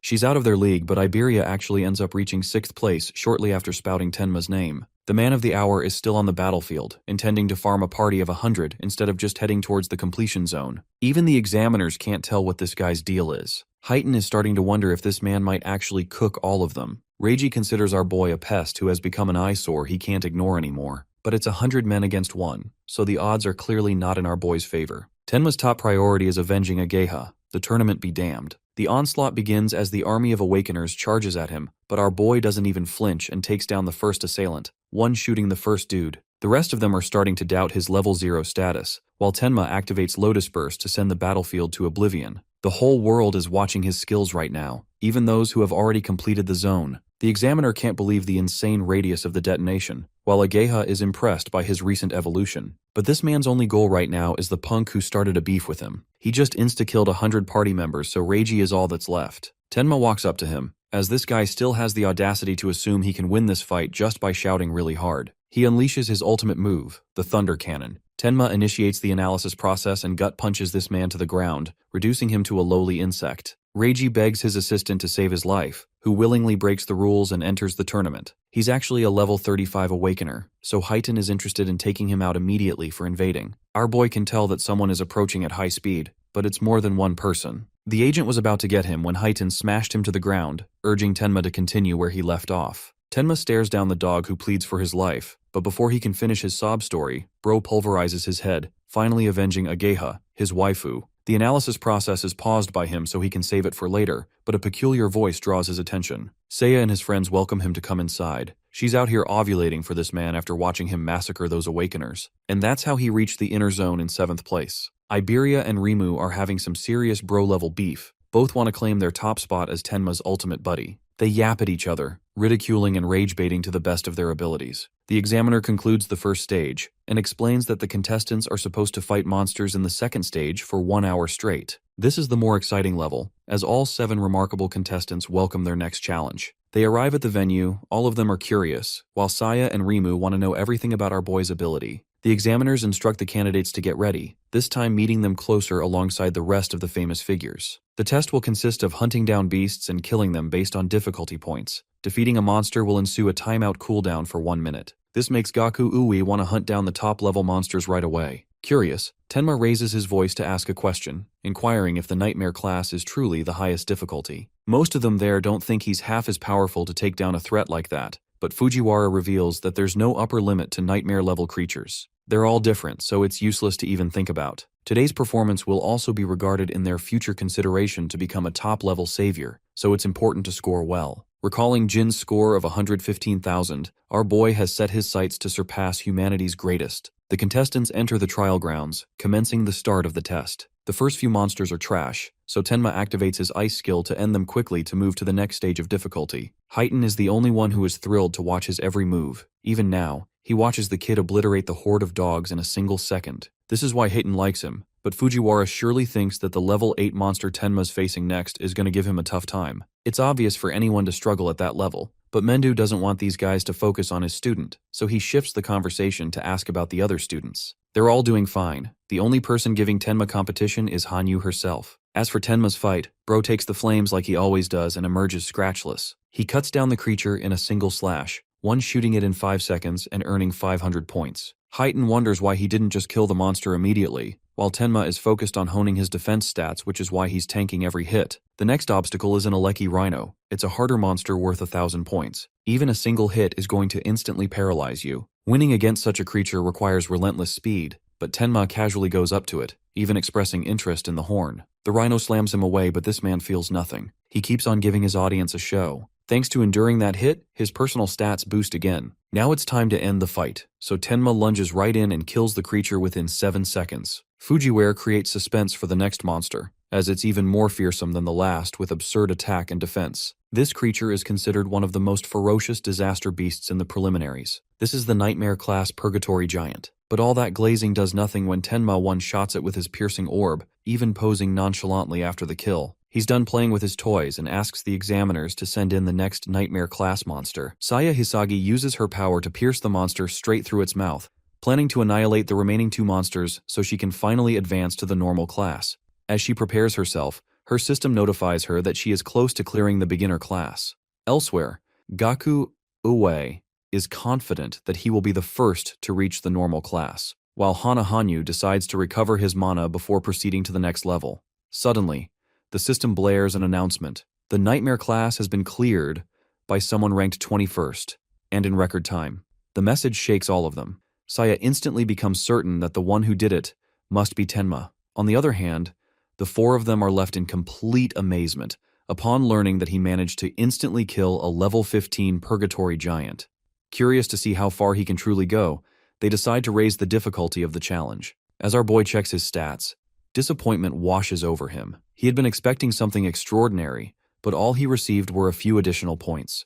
Unsatisfied, he decides to take down one of the monsters. With just a single attack, he pierces it using his sphere, taking it down instantly. Once again, they are left wondering what exactly the sphere is, and whether it even has a limit. Heighten notices that the scale is filled almost entirely with strength, but at the same time, it carries a major flaw. Meanwhile, our boy now faces a beast whose speed surpasses that of any monster he has encountered before. Heighten explains that Purgatory Giants are often mistaken for being slow due to their massive size, but in reality, they are incredibly fast. He further explains that because their species contains no mana, their other stats are dramatically enhanced in exchange. The beast manages to dodge every shot our boy throws at it, purely because of its overwhelming speed. This is when Heighten realizes the flaw he noticed earlier. The black spheres can inflict devastating damage, but their flight speed is slower than that of high-level monsters. Still, he observes that Tenma understands battlefield tactics well, as he uses the habit of a Purgatory Giant's scream as an opening before launching his attack. However, he also concludes that if our boy cannot increase the speed of the black sphere, he won't be able to advance any further. On the other side, our boy begins to struggle as the fight drags on, realizing that the monster can easily dodge attacks launched from mid-range. Fujihara grows worried, thinking that if our boy continues relying solely on the black sphere without any countermeasures, it would mean he has no other techniques left. To their surprise, however, Tenma suddenly starts smiling. He has cracked the code, figuring out how to strike ahead of the monster instead of chasing it. Both of them rush toward each other to launch an attack. The monster swings its massive fist and slams it toward our boy, cracking the entire arena upon impact. Instantly, the staff begins calling the rescue team, knowing that an electric rhino attack is no joke. But soon everyone realizes that the attack never hit him. The monster looks around in confusion,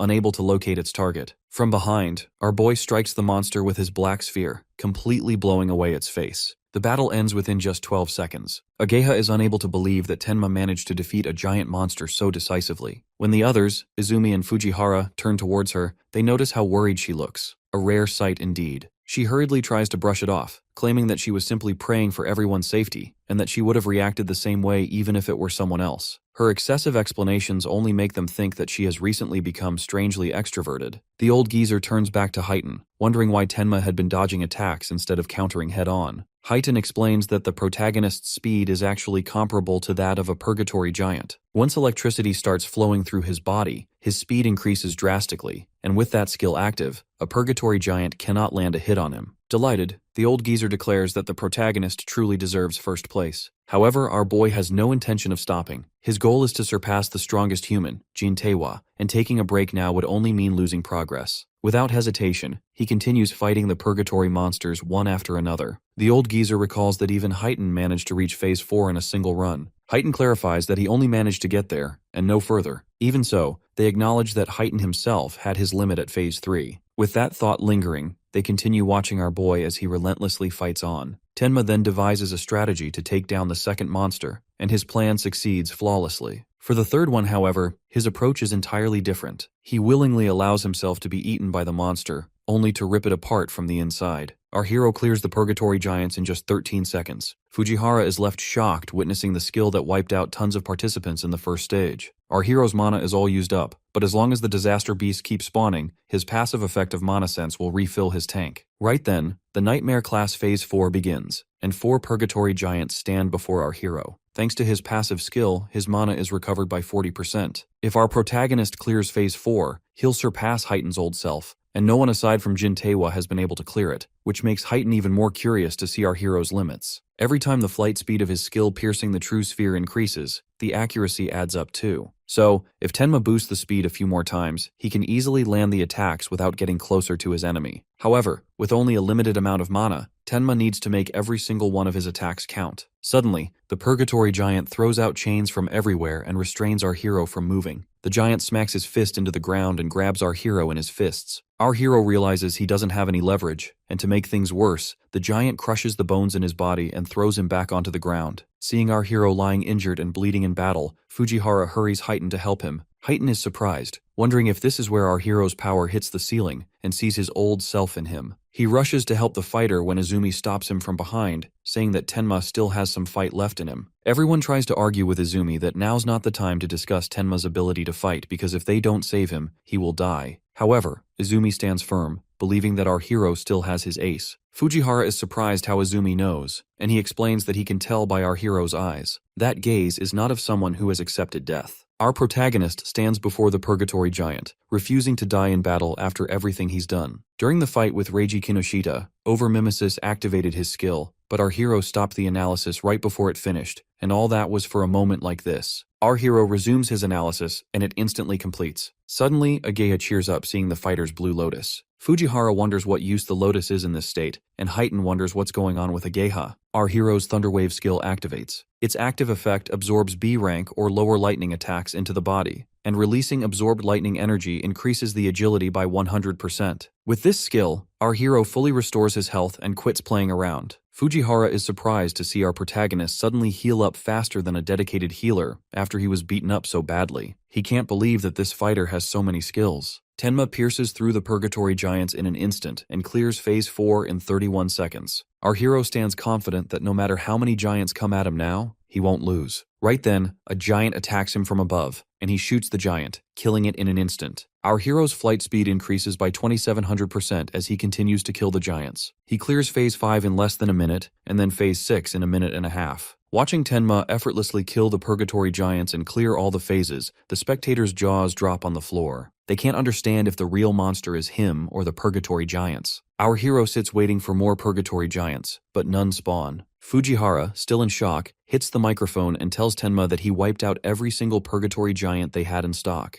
Our hero is surprised that he beat all the Purgatory Giants because he didn't know there was a difficulty cap. After losing count of kills in the battle, he wonders how many he killed. Since our protagonist can't level up, the experience from the disaster beasts he killed drops as Karma Stones instead. Fujihara is surprised to see a Karma Stone in the testing ground, and seeing its blue color, he knows it holds at least 10,000 experience points. Izumi explains that our hero can't absorb experience, so his XP is transformed into Karma Stones instead. Right then, our hero walks through the gate, and Fujihara welcomes him with praises of his potential. He invites Tenma to come with him, promising him a good instructor. Our hero politely refuses the offer because he already has a teacher. Fujihara tries to convince him, arguing that some random instructor can't handle a talent like him, and only someone with connections and resources can benefit him. Hetten tells the old man to stop pestering the young talent, otherwise he'll just dislike him. The old man tries to get Hetten to convince our hero because they can't let someone ruin his talent. Right then, our hero thanks Heighten, and the old man's face turns to shock when Heighten mentions he didn't mind helping Izumi's student. Fujihara is shocked that the young talent is Izumi's student. He now understands Tenma's talent. Izumi checks up on his student for any injuries, but seeing how he was hyped up to challenge Phase 7, she knows he's not hurt. Our hero tells his master that he's not injured but his stamina has run out, but assures him that he can recover after a short break. Fujihara now understands the young talent's skills. Izumi's other students also wiped out all the disaster beasts in the second stage too. Our hero asks if Tewa also made it to Phase 6, but the old man explains that back then they only had Phase 4 max. When it wasn't enough, They increased it to 8 this time, but expanded it to Phase 6 after that. Izumi then leads his student to watch as the other participants enter the second stage. Meanwhile, Rimi grows too tired after finishing a hard class and finds the nightmare class impossible to pass and gives up. Saya already tried her best and suffocated the monsters in a giant water sphere. With her mana nearly out, she also finds the next level too impossible and gives up. Our hero is surprised to see them already out because he expected more from them. Fujihara reminds him that most participants can't even clear normal class, and with how quickly they defeated the Electric Rhino, he's confident they'll land in the top 10. However, the two fighters haven't come out after giving up, because leaving the testing ground is not permitted unless critically injured. On the other hand, the other participants make it to the Nightmare class. Hayton feels confident that Gaku Ue will be able to take down at least one Purgatory Giant with his rare artifact. But for Shion Akagami, who's a Shikigami user, making it this far shows her commitment to the fight. Shion transforms into a giant monster and hits the giant with a powerful punch. Our hero is surprised that Shikigami can change into different forms and wonders if Ageha's Jade Butterfly can do that too. However, Ageha tells him that she can't do it, and this is her first time seeing a transformation. Shikigami have different varieties, and their abilities are a mystery, and she advises our hero to be careful if he ever encounters a Shikigami. Our hero now realizes how strong Shikigamis are, and decides to give all the XP drops to the black dog he stole from Charles from now on.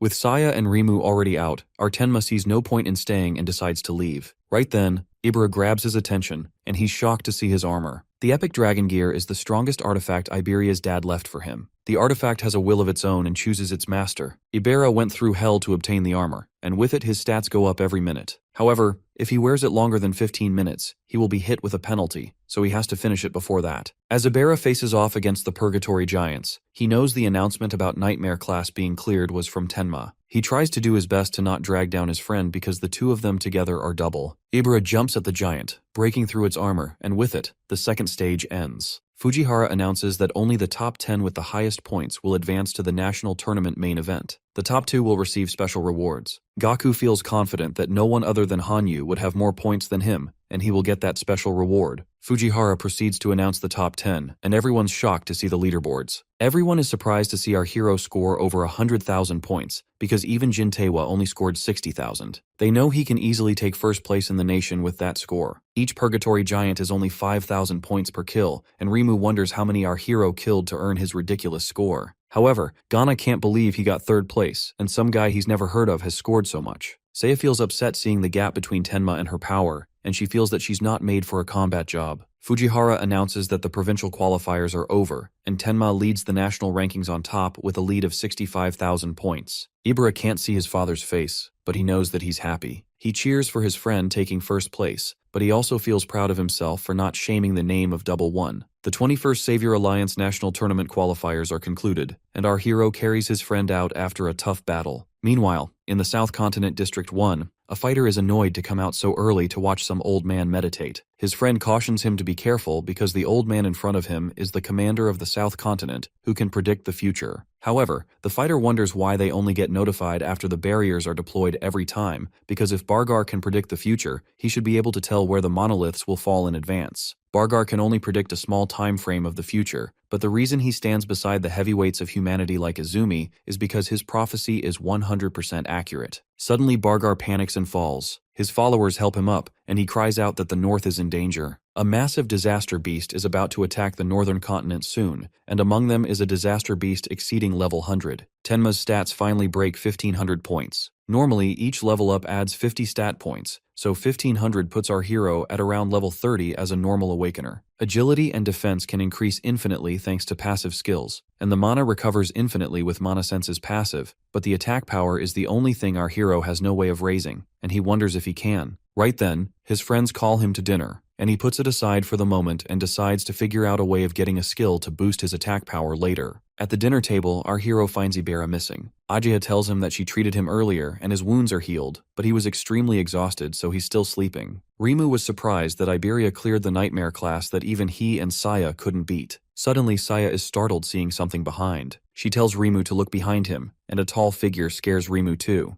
Iberia jumps at the food and starts eating desperately. Rimu scolds him for scaring him and eating at someone else's table. Ibera puts the plate down, which makes Rimu think he wants to fight, but instead, he just takes a sigh after having delicious food. After learning that Rimu made the food, Iberia tells him to quit being an awakener and become a chef instead because he's more expert at that. Right then, Izumi interrupts their meal and asks the saviors what they are afraid of the most. Rimu takes a moment to think about what he's afraid of. His dream is to become a savior and save a lot of money to travel the world and enjoy gourmet food, so his fear is aging. He worries that if he gets old, he won't have the energy to travel the world, and his taste will deteriorate so much that he won't be able to tell the flavors apart. Saya was born into a family of doctors, so she grew up in a hospital. From a young age, she saw so many people suffer from all kinds of diseases. It traumatized her to the point that she feels terrified even when someone has just a normal cold. Our hero now realizes Saya ran away because he sneezed the other day. Izumi tells them that an awakener's life is twice that of a normal person, and they also rarely get sick, so they can let go of their fears now. However, Iberia's fear was not passing the qualifiers, and now that he has, he's afraid of not being able to fight alongside Tenma. After confessing his fear, he pushes Tenma to spill his fear. Everyone thinks that their friend doesn't have anything that he's scared of. Our hero reveals that after his parents died, he was anxious about his survival. His body was taken over by emotions like helplessness, rage, and sorrow until Saya and Rimu appeared in front of him. As he was crying, they walked up to him and reminded him to look up at the beautiful sky instead of looking down. They offer to take him to a hospital if he's sick and food to erase all his worries. His friend's warmth got him out of the negative world, and after that, he met Sensei, Ageha, and Iberia. It made him feel that he gained a family. Our hero confesses that it's been a long time since he felt this kind of relief, and he wishes that this moment could last forever. But above all, he was afraid of living by himself. Ageha gets emotional seeing our hero so gentle and calm and completely different from the chilling vibe he had before. Ibera suddenly jumps to hug him and promises to never leave him. Izumi tells them that he asked everyone this question to test if there's a possibility that they might regret the path they're choosing when they become saviors and face true danger, because a savior must never regret. He tells everyone to keep in mind that a death without regret is every savior's ultimate goal. He then tells everyone to rest because Kisaragi and Horino have to return to the North District tomorrow. The next morning, everyone says their goodbyes. Iberia tells Rimu to make him his home cooking sometime again. Seeing him cry, our hero wonders when he got so close to Rimu. Our hero realizes that he wanted to ask Saya something, and decides to ask her in the main tournament now. Suddenly, Ageha runs in, rushing towards them to tell Izumi about some top-secret information from the South Continent. She tells Izumi that the clearance level for the intel is extremely high, and it can only be disclosed to saviors level 50 or above and continent commanders. Izum tells Ageha to break the news because he trusts our hero and his friend. Ageha tells Izumi about the prophecy from Elder Bargar that a massive disaster beast attack will happen in the northern continent within the next 3 days. Tenma wonders if the prophecy is reliable, and his friend tells him that Bargar is a renowned prophet across the 5 continents, and his prophecy is like a confirmed future. Ageha hurries Izumi to leave the northern continent quickly. Izumi knows that there must be a reason for the disaster beast to launch a massive attack, and he feels that he's likely to be the target. Izumi considers staying in the northern continent to serve as bait, but Ageha argues that combat isn't his specialty and he shouldn't risk staying behind. She urges him to evacuate the central continent for the time being. Our hero agrees with Ageha and offers to stay and fight. However, Izumi refuses to back off and tells Tenma that he wants him to do something else. Our hero argues that protecting his teacher is the most important thing. But Izumi tells him that Iberia's father, Aiden, is the most skilled crafter on the 5 continents, and it would be bad if something bad happened to him. So, Izumi asks his student to go with Iberia and guard Aiden and decides to send some awakeners as a backup too. Seeing Izumi splitting forces just to protect Iberia's dad, he wonders if he's trying to keep him away from the battlefield. Izumi then asks Ageha for 3 things. He asks her to announce the attack to the residents of the northern continents and have level 50 and below awakeners safely evacuate them. The other order is to notify the level 50 and above awakeners in the continent and have them prepared to intercept the disaster beasts at any moment. He asks Heighton to also come to the North District, where the population is low, so they don't have to worry about putting civilians in danger because he plans to intercept the disaster beasts head-on.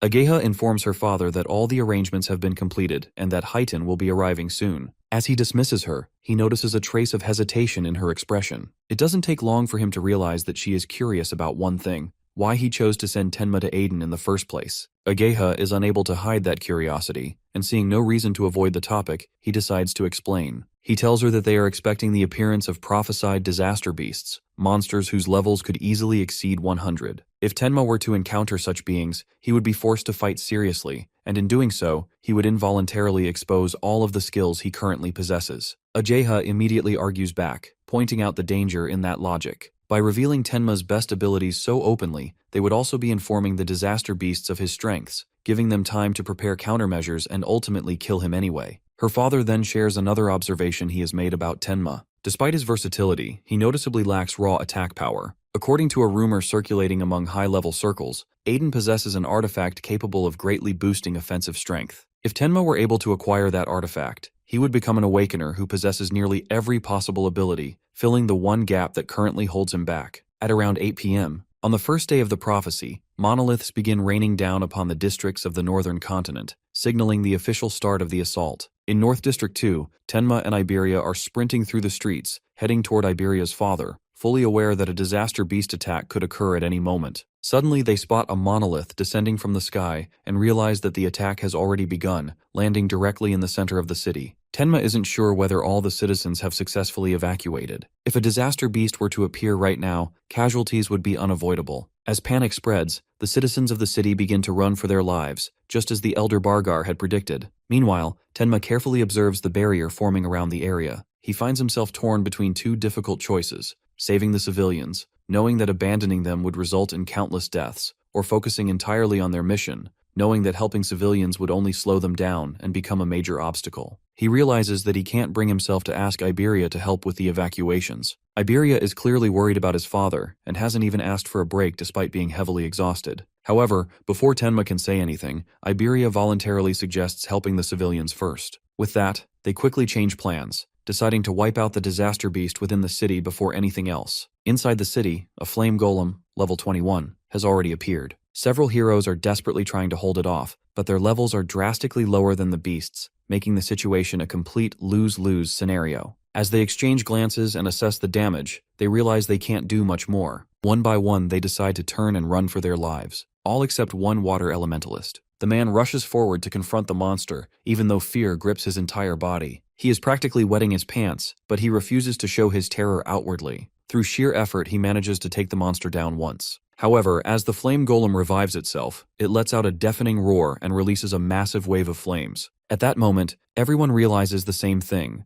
They are about to be turned into grilled chicken. Just as all hope seems lost, Tenma appears and blocks the incoming flames, defending them effortlessly. He immediately instructs Iberia to guide the civilians to safety, while he handles the beast alone. The civilians stare in disbelief at the wall of ice that shields them and frantically ask Iberia if they are saviors. Iberia quickly denies the claim, though he confidently declares that he will surpass Jintewa someday. The civilians, still shaken, lash out at him, calling him a brat despite the fact that he saved their lives. Then their attention shifts towards our hero. They notice Tenma standing there, completely covered in ice armor. For a moment, they wonder if his body itself is some kind of artifact. Some time ago, Izumi had warned Tenma about the black sphere he uses. While it possesses immense power, its casting time is far too long. Against a truly strong disaster beast, its flight speed can't even be considered fast. If the first shot were to miss, the enemy would immediately become cautious, making it even harder to land a second hit. Izumi advised him to avoid using it as much as possible, and only rely on it when it was absolutely necessary, when he was completely certain he could finish the opponent in one strike. Back in the present, Tenma realizes that using the black sphere in the middle of a crowd would only draw more attention to him, especially when people are already whispering about him being a high-level awakener. He decides instead to rely purely on overwhelming force. Activating his Thunder Wave, he leaps into the air and delivers a crushing kick straight to the monster's head, sending it flying into the ground. The spectators are left speechless. A disaster beast is being beaten down by someone who looks no older than a teenager. Many assume that the flame golem must have already been severely injured. However, the civilians who witnessed the fight up close know better. They can't believe that a level 21 flame golem was unable to even lay a finger on him. This only deepens their confusion, making them question who Tenma truly is. As soon as the monster is defeated, Tenma and Iberia immediately flee the scene.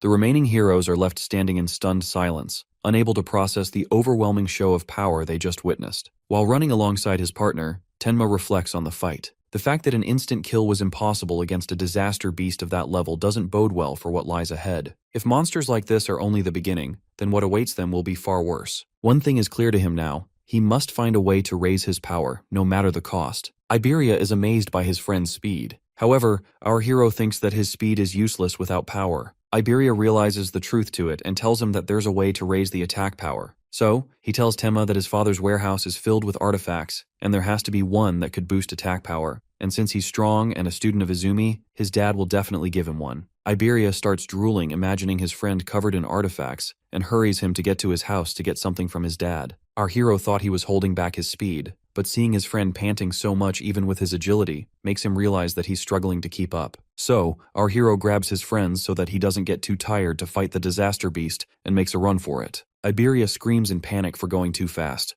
but our hero tells him to put up with it for wasting too much time. After a short while of running, Iberia takes a sigh of relief for making it in one piece. Our hero wonders why his friend's dad lives in a deep forest when a town's much safer, and Iberia explains that his dad finds it too noisy to concentrate on crafting in town. However, he cautions his friend from underestimating the defense because there are tons of traps all around the place. Our hero now realizes why he was feeling the traces of mana, and his friend assures him that he'll be fine as long as he follows the path. Tenma knows he can avoid the traps with his mana sense. His friend, feeling too confident of himself, suddenly steps on a trap. He starts panicking because the trap he stepped on is the most troublesome. Our hero feels the mana getting stronger, and suddenly, an epic iron golem stands before them. Our hero is surprised that the old man even has humanoid artifacts. The iron golem swings his arm to attack Iberia, but our hero steps in and blocks the punch. As our hero stands against the golem, he knows that the artifact's attack power is stronger than him. However, he still can't destroy the artifact with his piercing true sphere because it's meant to protect his friend's dad. He asks Iberia if there's any way to stop the golem, and Iberia tells him to go for the Karma Stone in its chest because it's the power source. Our hero activates his Thunder Wave because he may be lower in attack power, but he's faster. He quickly climbs through the iron golem's arm and steals its Karma Stone. Suddenly, Iberia screams at Jusuke to stop.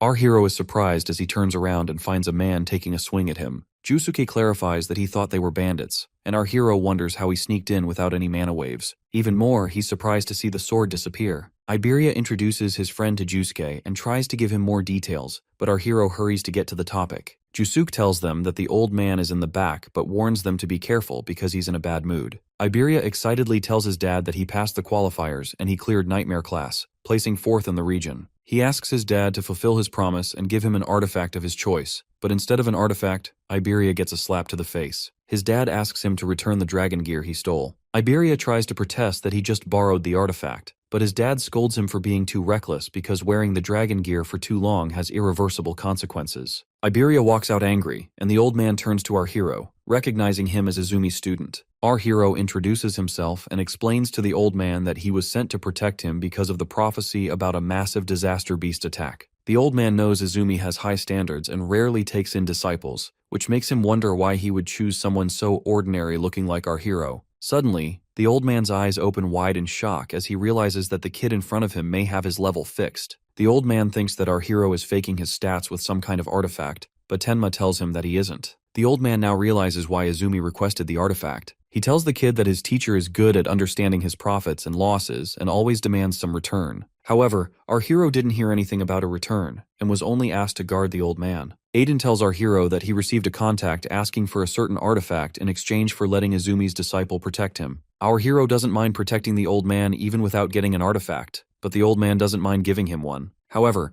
Aiden wonders why Izumi specifically chose a failed product. Originally, it was an item made to bring out the maximum attack power of an awakener, but suddenly a crack appeared on it. The artifact's rank became unknown, and a mysterious broken effect was added to it. The broken effect is that the critical rate resets when the user's level increases. So, the artifact becomes completely useless for a normal awakener. The old man was confused why Izumi requested this artifact, but now seeing his stats, he understands the reason. The old man finds our protagonist special. He doesn't know how he gets stronger, but he believes the artifact could be perfect for Tenma, whose level doesn't increase. As he defeats disaster beasts, his critical rate will eventually reach 100%, and in the future, every attack will be strengthened by 10 times. Our hero equips the broken critical crystal, but the critical rate only increases when he defeats enemies with higher attack power than him, which is a bit difficult. So, he decides to figure out countermeasures after surviving the attack. Aiden finds the artifact suitable for Tenma. Our hero thanks the old man, but Aiden believes that he makes the artifact while they fight the beasts, so a thanks is not needed. He assures our hero that the disaster beasts won't attack such a remote place unless they already know his location and tells him to rest. Suddenly, something falls, and as everyone looks up, they're surprised to see a green barrier in the sky. Only the commanders-in-chief of the 5 continents knew Aiden's location, which makes him wonder if the monument stone falling here was a coincidence. Jusuke orders everyone to stay back, but our hero tells him that the disaster beasts are already headed to them. Our protagonist can feel something approaching them at incredible speed. The beasts rush in, and one of them swings his sharp claws at Tenma. Our hero grabs the beast and cuts through it. No matter how many beasts of this level come at our hero, he feels confident that he can easily finish them off with a lotus explosion. He thinks that Juski might also be able to take the lotus explosion, but worries that Aiden and Iberia, who are hiding in the hut behind, might get involved if he uses the lotus explosion too recklessly. Our hero clears through the beasts and stands back. He suddenly feels another much stronger wave of magic power as more beasts head towards him. Meanwhile, the Demon King Yamaraja informs his lord that the first wave of the advance party made of lower-class slaves has been sent to the human world. He asks the lord which of the 8 demon kings should be entrusted with the command of the main force. However, the lord tells them that he saw the existence of an important person in the human world with the eye he left behind during his last visit to the human world and wants them to capture him. Yamaraja asks if that task will be trusted to one of the 8 demon kings too, but the lord thinks that a demon king class will destroy the eye he left behind and decides to leave the task to a demon general instead. As for the command of the main force, he decides to give it to the ape-eating demon because he hasn't tasted a living human in a long time. Our boy suddenly hears Iberia's voice nearby and wonders if some beast managed to sneak into the room. Almost on cue, a level 24 horned guardian monster spawns in, looking for a scrap. Tenma gets serious and realizes it's finally time to stop sandbagging and pull out that one ability he's been keeping on ice. He notices this mob is hitting harder than usual, which is actually a W for him since it boosts his crit rate. According to the system, his broken crystal pumps his crit rate by a lot, and every time he levels up it resets, so he's ready to farm some stats. With the plan set, Tenma fires his clear orb to test the new skill, and a beam of purple energy instantly drills through the monster, deleting it in one shot. Just like that, his crit rate hits 1%, everything going exactly to plan. He tells Josek to hold things down outside while he handles the pest control inside, then rushes toward the cabin at full speed to make sure his friend doesn't get spawn-killed. Inside, Iberia is pinned to the ground with a horned demon over him, completely helpless without his dragon gear. He's just about to accept defeat when his dad suddenly drops in and blocks the attack with a massive hammer. Iberia is stunned. He always thought his dad was just a regular craftsman, but Aiden doesn't even flinch. Then, the monster charges at the old man to finish him off, but before it can even reach him, our boy flashes in and drives all his power straight into the beast's chest, finishing it off for good. Our boy apologizes for the laggy entrance while the old guy asks about the situation outside. Tenma notes that the magic signatures have gone silent, meaning Josek likely cleared the board out there. Looking out, they see the absolute carnage the guy left behind, and Iberia is genuinely shook by how much of a powerhouse the guy turned out to be. Joseki is ready to keep the momentum going and solo the remaining beasts in the barrier, but Tenma puts the brakes on that idea. He tells him to stay behind and babysit Aiden and Iberia instead. In that moment, the old guy catches a glimpse of Tenma's eyes and realizes the kid isn't scared at all. He's actually hungry for the fight. Seeing that raw excitement, Aiden decides to trust him to handle the barrier solo. Josek is a bit worried since a green barrier means mobs up to level 26, but our boy doesn't even hesitate. He jets off toward the barrier like a lightning bolt, hyped to finally go all out. Iberia tries to follow, asking Josek to watch his dad so he can back up his teammate. But the old guy shuts that down fast, telling his son to stop being delusional. He tells him straight up that they live in a completely different world compared to Tenma. Iberia tries to argue about teamwork and covering each other's backs, but Aiden hits him with the brutal honesty special, calling him dead weight and saying he'd only get in the way. Those words hit Iberia like a truck, especially coming from his own father. Aiden explains that the normal rules of teamwork don't apply to someone like him, and he asks his son if he's ever actually looked into the boy's eyes during a fight. Iberia has no comeback for that, finally realizing just how wide the gap really is. Back at the barrier, the system pings 5 enemies nearby and instantly tops off our boy's magic by 50%. Surrounded on all sides, he doesn't even break a sweat, telling the creatures to get out of his way before they get hurt. He triggers a Lotus Burst, and the resulting blast is so massive it deletes all 5 enemies in one go, bumping his critical rate up to 2%. Far away, Iberia and Josuke see the forest light up from the explosion and go completely tense. Josuke realizes that the guy's slow leveling isn't about a lack of skill, it's definitely tied to some unique, broken gift he's hiding. Inside the green dome, our boy can feel the vibe shift immediately. The beasts in here are built different. His magic detection gets fuzzy because the barrier is basically a signal jammer, but he remembers his master's guide to color-coded danger. Green means he's looking at level 26 to 50 mobs, which honestly just sounds like a buffet of experience points to him. He summons his new monster, a B-rank level 16 Deathhound, and gives the good boy a pat, promising that the wolf can have all the XP from this run. With that, he starts walking toward the barrier, dead serious. The beasts inside are his prey now. Over at a private estate that same night, things are getting pretty tense. A young woman lets her dad know the awakened guards have finally touched down,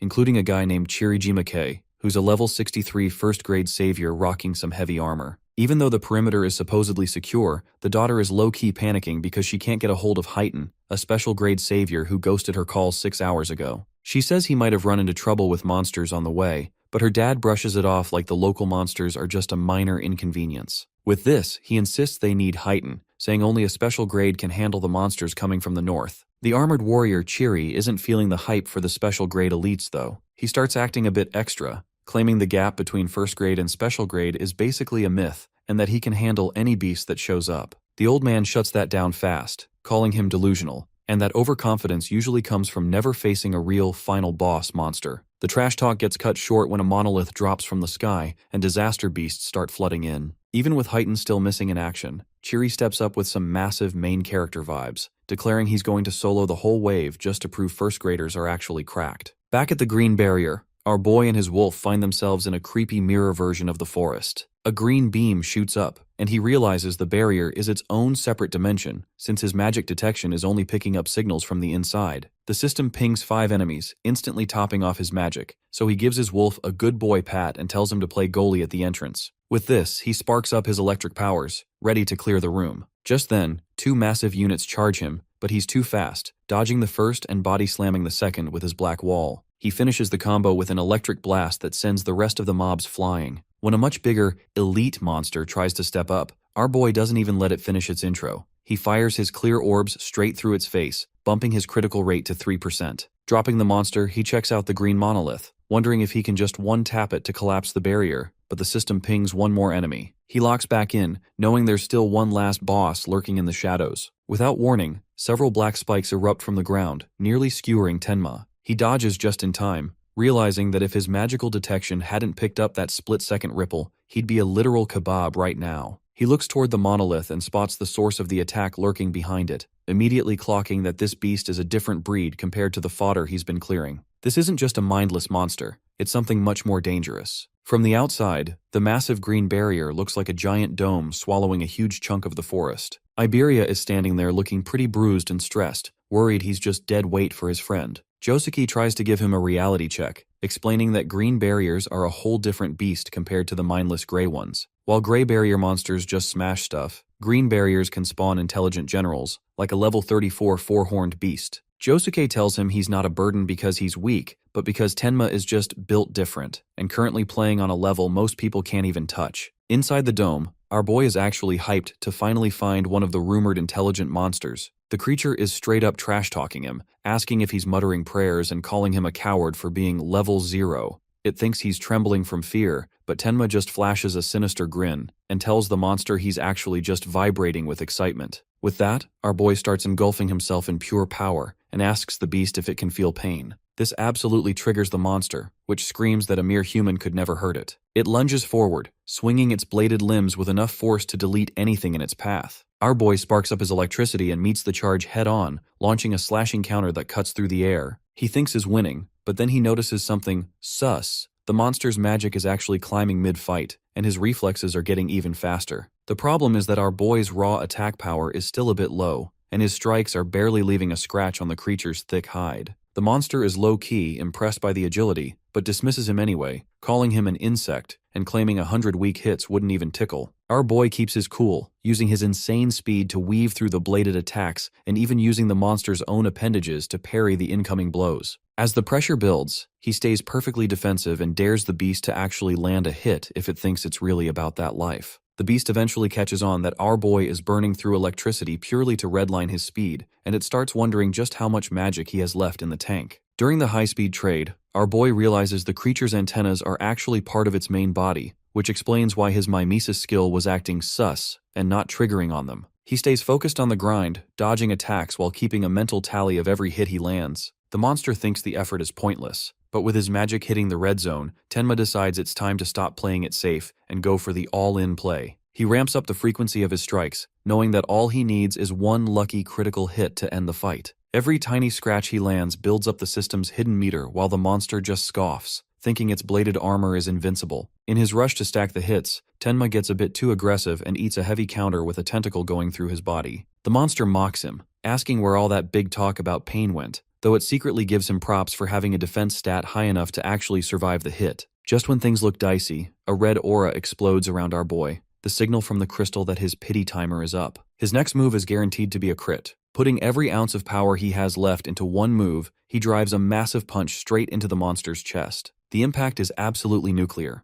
The resulting shockwave clears out the surrounding forest and blindsides the beast with explosive force. The monster gets planted in a tree, staring at the massive dent in its chest and wondering how a level 0 human just pulled a one-shot move out of nowhere. Even the MC is a bit shook by how hard the critical hit actually landed. Standing over the wrecked creature, Tenma is vibing on a mix of pure adrenaline and satisfaction. Even though he's got a gnarly wound on his stomach, he can't feel a thing. With steam rising from his breath and a scary-looking smile, he grabs the beast and asks if it finally understands what pain feels like. The monster is terrified, calling him a cheater because his power scaling makes 0 sense. Our boy just points out that the other fodder didn't even live long enough to scream before finishing the beast off for good. As the boss goes down, his critical rate climbs to a permanent 4%. The second the adrenaline drops, the pain from his stomach wound hits him like a truck. He notices the barrier has gone transparent, which is the universal sign that everything is cleared. He hobbles over to the green monolith, knowing its destruction is the final objective, and shatters it with one last punch. As the pieces fall, he collapses to the ground, exhausted but relieved. He remembers he left his new companion on XP farming duty and calls out for his wolf, Death. When the wolf appears, it's noticeably chunkier than before. The system confirms the wolf leveled up 3 times and scored 150 status points, proving that the wolf actually physically grows every time it hits a new level. Our boy stares at his growing wolf with genuine excitement, already wondering how big this guy can really get. Then, in the middle of the night, the green barrier finally flickers and vanishes, leaving the warriors absolutely stunned. Josuke watches the dome disappear with a dead serious expression, realizing this rookie just speedran a high-level barrier in 10 minutes flat, a feat that makes the veteran's own stats look like amateur hour. But the victory came with a heavy price. The boy is slumped against a rock, looking completely trashed and covered in wounds, while Death stands over him like a loyal bodyguard, watching his master's fading health bar with concern. Since he's way too drained to walk, our boy tells his wolf to track his magical trail back to where his blonde teammate is waiting. Without missing a beat, the now enormous wolf howls, which echoes through the mountains. Back at the camp, the armored veteran hears the sound and immediately gets sus, wondering why there are still beast noises if the barrier is supposedly cleared. He goes into full combat mode and tells the young apprentice to get to safety, but the blonde boy pauses, recognizing that howl from their earlier scrap. Suddenly, a massive shadow bursts from the trees and Josek pulls out his colossal sword, ready to one-tap whatever jumped out of the bushes. But Iberia realizes it's Death at the last second. He screams for the warrior to hold his fire, explaining that the giant wolf is actually on their side. Death dodges Josek's swing with some high-level agility, carefully protecting the unconscious master on its side. Josuke stands there looking completely confused, unable to wrap his head around how a level 0 player is out here commanding top-tier spirits. Seeing that, Iberia sprints over in a total panic, wondering how his buddy is out here multi-classing with spirit abilities on top of everything else. He sees our boy as basically a mess of injuries and desperately asks what kind of monster he had to fight to end up in this state. Tenma manages to mumble a request for some rest before passing out cold, which sends Iberia into another round of frantic screaming. Josek has to step in and play the adult, pointing out that the guy is still breathing and just needs some medical attention. Back at their place, as he watches his friend lying in bed, Iberia hits a moment of deep reflection, realizing the power gap between them is basically a canyon. He thinks about his own role as a wind elementalist, a class built for controlling air and movement. His specific C-rank gift, Healing Wind, is designed for support, but it comes with a major nerf to his own damage output, something he's always hated and refused to use. But seeing his teammate on the brink of a game over, he decides to stop being stubborn. He activates the skill, and a soft green aura surrounds him as he pours his magic into Tenma. Even though the healing process looks painful, he keeps at it, quietly begging his friend to pull through so they can keep grinding as a team. Just when things seem to be cooling down, a massive purple barrier drops over the whole region like a total nightmare, spawned by a brand new monolith. A split second later, a devastating attack slices through a building like it's made of paper. The young woman from before tries to use her butterfly healing magic to save the downed warrior, but he screams at her to run for her life. He's staring down a level 81 Minotaur warrior from the Bull tribe and realizes humanity is basically cooked against something that beefy. The armored fighter, Chiri, warns their leader Izumi to run, but he just stands there like a total Chad. Hearing that name, The monster gets excited that it's found its target so quickly and swings its massive fist at him. As the attack lands, it creates a massive explosion that rocks the battlefield. The girl with glasses gets blown back, screaming for her father, who just took a direct hit to the face. However, as the dust settles, Izumi is barely scratched and casually calls out, complaining that someone showed up late. It turns out it's Heighten, who came in clutch and stopped the guy's attack with one hand. He casually apologizes for the laggy arrival and tells the group to step back and let him handle the oversized cow. The Minotaur scoffs at the new challenger, but Heighten doesn't waste time on a dialogue tree. He throws a punch so hard it drills a hole straight through the creature's upper body. Seeing that, Chiri looks like his jaw is about to hit the floor. He starts wondering if this is what a special class savior actually looks like, basically a monster in human skin.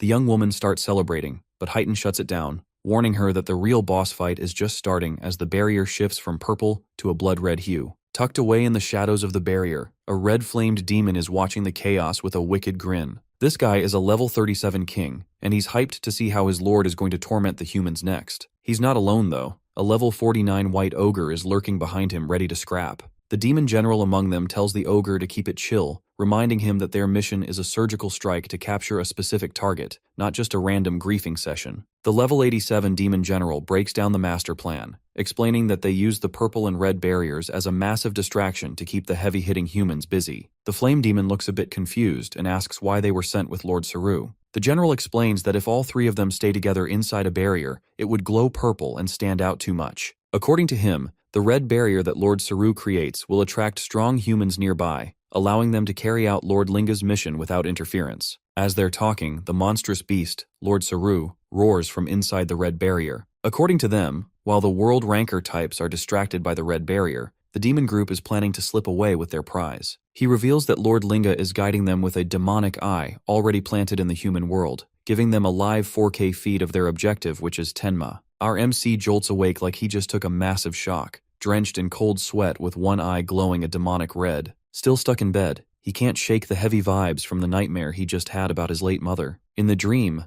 a younger version of himself was excitedly bragging to her about finally finding a beast that could feel pain, claiming he'd finished his revenge. But his mom's ghost wasn't feeling it. She gently told him that revenge isn't the move, and begged him to use his broken powers to protect the people he loves, instead of just hunting for blood. Young Tenma absolutely lost it at that, screaming that forgiving the monsters who took his parents was a total no-go. With his eyes burning with pure hate, he swore to wipe out every single beast in existence. His mom just gave him a sad, fading smile as she started to glitch out of the dream, telling him she had to go. He desperately tried to grab her hand, but their fingers only grazed each other for a millisecond before she dissolved into light, leaving him crying and alone in the dark. The mood gets even darker when a mysterious voice starts roasting him for crying over a dead person. Our boy turns around and sees his sleep paralysis demon, the actual demon of destruction. The demon taunts him for acting like a child, which triggers a red aura of fury around the boy. He charges in for a punch, but the demon just wraps him in purple energy, telling him he's about to feel that shattering sensation again. Our boy's body starts cracking like glass, and he's still screaming that he's going to delete Linga from existence right up until his dream self shatters into pieces. Snapping back to reality, Tenma is gasping for air, his red eye still glowing as he realizes Iberia is crashed out right next to him. He feels a sharp, phantom pain in his eyes that makes zero sense since he's physically fine, and he starts overthinking what that nightmare was trying to tell him. Just then, he notices his wounds are basically gone, and realizes his friend must have spent the whole night grinding his healing skills to patch him up. Seeing Iberia completely knocked out from exhaustion, our boy feels a bit guilty. He signals Death to stay quiet, but the Goofy lets out a loud roar anyway. That instantly wakes Iberia up, and he jumps into defense mode, thinking his friend is under attack. Our boy just sits there, totally unbothered by the light breeze, internally noting that a tickle from a feather would probably hit harder. Seeing his buddy alive and well, Iberia is over the moon, giving him a massive hug and celebrating that his healing magic actually did the trick. When asked how long he was out, the boy says it's only been about 3 hours, but that's enough to make our boy realize they are officially on day 2 of the prophecy. Even though his partner insists things have been quiet, our boy can't shake the sus vibes from his nightmare and puts on his coat, refusing to drop his guard for even a second. As they head out, he wonders about Josuke. His friend starts talking about naming the giant wolf, but our boy shuts it down, saying he's not a real summoner, even though he clearly doesn't want anyone messing with his wolf's branding. When they step outside, Josuke spots him and casually points out that it wasn't just the bandages that healed him. He asks if it was Iberia who finally used his ability. Hearing that, Tenma is a little surprised that the guy's actually a healer, but he quickly brushes it off, saying he can fight too. Still, Tenma makes a mental note of it as they head over to the veteran warrior by the campfire. Our boy asks the veteran if the backup has arrived yet, which strikes Josuke as a bit weird. He points out that the forest is a literal maze, making travel a total grind, but Tenma isn't buying it. He's starting to sense a dark, heavy energy creeping through the gloom, feeling like something nasty is closing in on their position. Meanwhile, far away, a squad of reinforcements is actually sprinting through the woods, trying to reach Tenma's group. A guy with a ponytail is complaining to his fellow Kobayashi about the scenery, but staying hyped because finishing this mission means a fat promotion. Suddenly, a pink-haired girl in the group tells everyone to kill the engine and stop. She sensed something off and warns the squad to get into combat stances because something is headed their way fast. Right on cue, they notice two shadowy figures who also realizes that they've been spotted and step out of the brush, and it turns out it's the flame-haired demon along with his white ogre creep. The flame demon hits them with a twisted smile, asking if they're all heading to the same party. Before they can even react, the demon summons a flaming skeleton to join the fight. The fire demon roasts the humans for being fragile, bragging that one fireball was all it took to start the chaos. Nearby, the white ogre is standing over a flattened warrior, having just punched the guy into the dirt. The fire demon even comments on how extra the ogre was for hitting the guy that hard, making it clear these reinforcements are in for a long night. The pink-haired girl is absolutely spiraling, demanding to know how these freaks spawned without a barrier. The fire demon just hits her with a cruel smirk, conjuring a fireball while bragging about how far they've traveled just to ruin her day. She starts sobbing in total despair, realizing she's trapped in a no-win situation, while the demon general casually glances at the fire demon and warns it not to touch his kill. Suddenly, the fire demon gets hit with an ice attack out of nowhere, freezing him solid on the spot. The demon general makes it clear that this was just a warning shot, and things will get way worse if he doesn't stay in his lane. Furious, the fire demon manages to shatter the ice and burst free with his flames, secretly sweating over how close he came to a permanent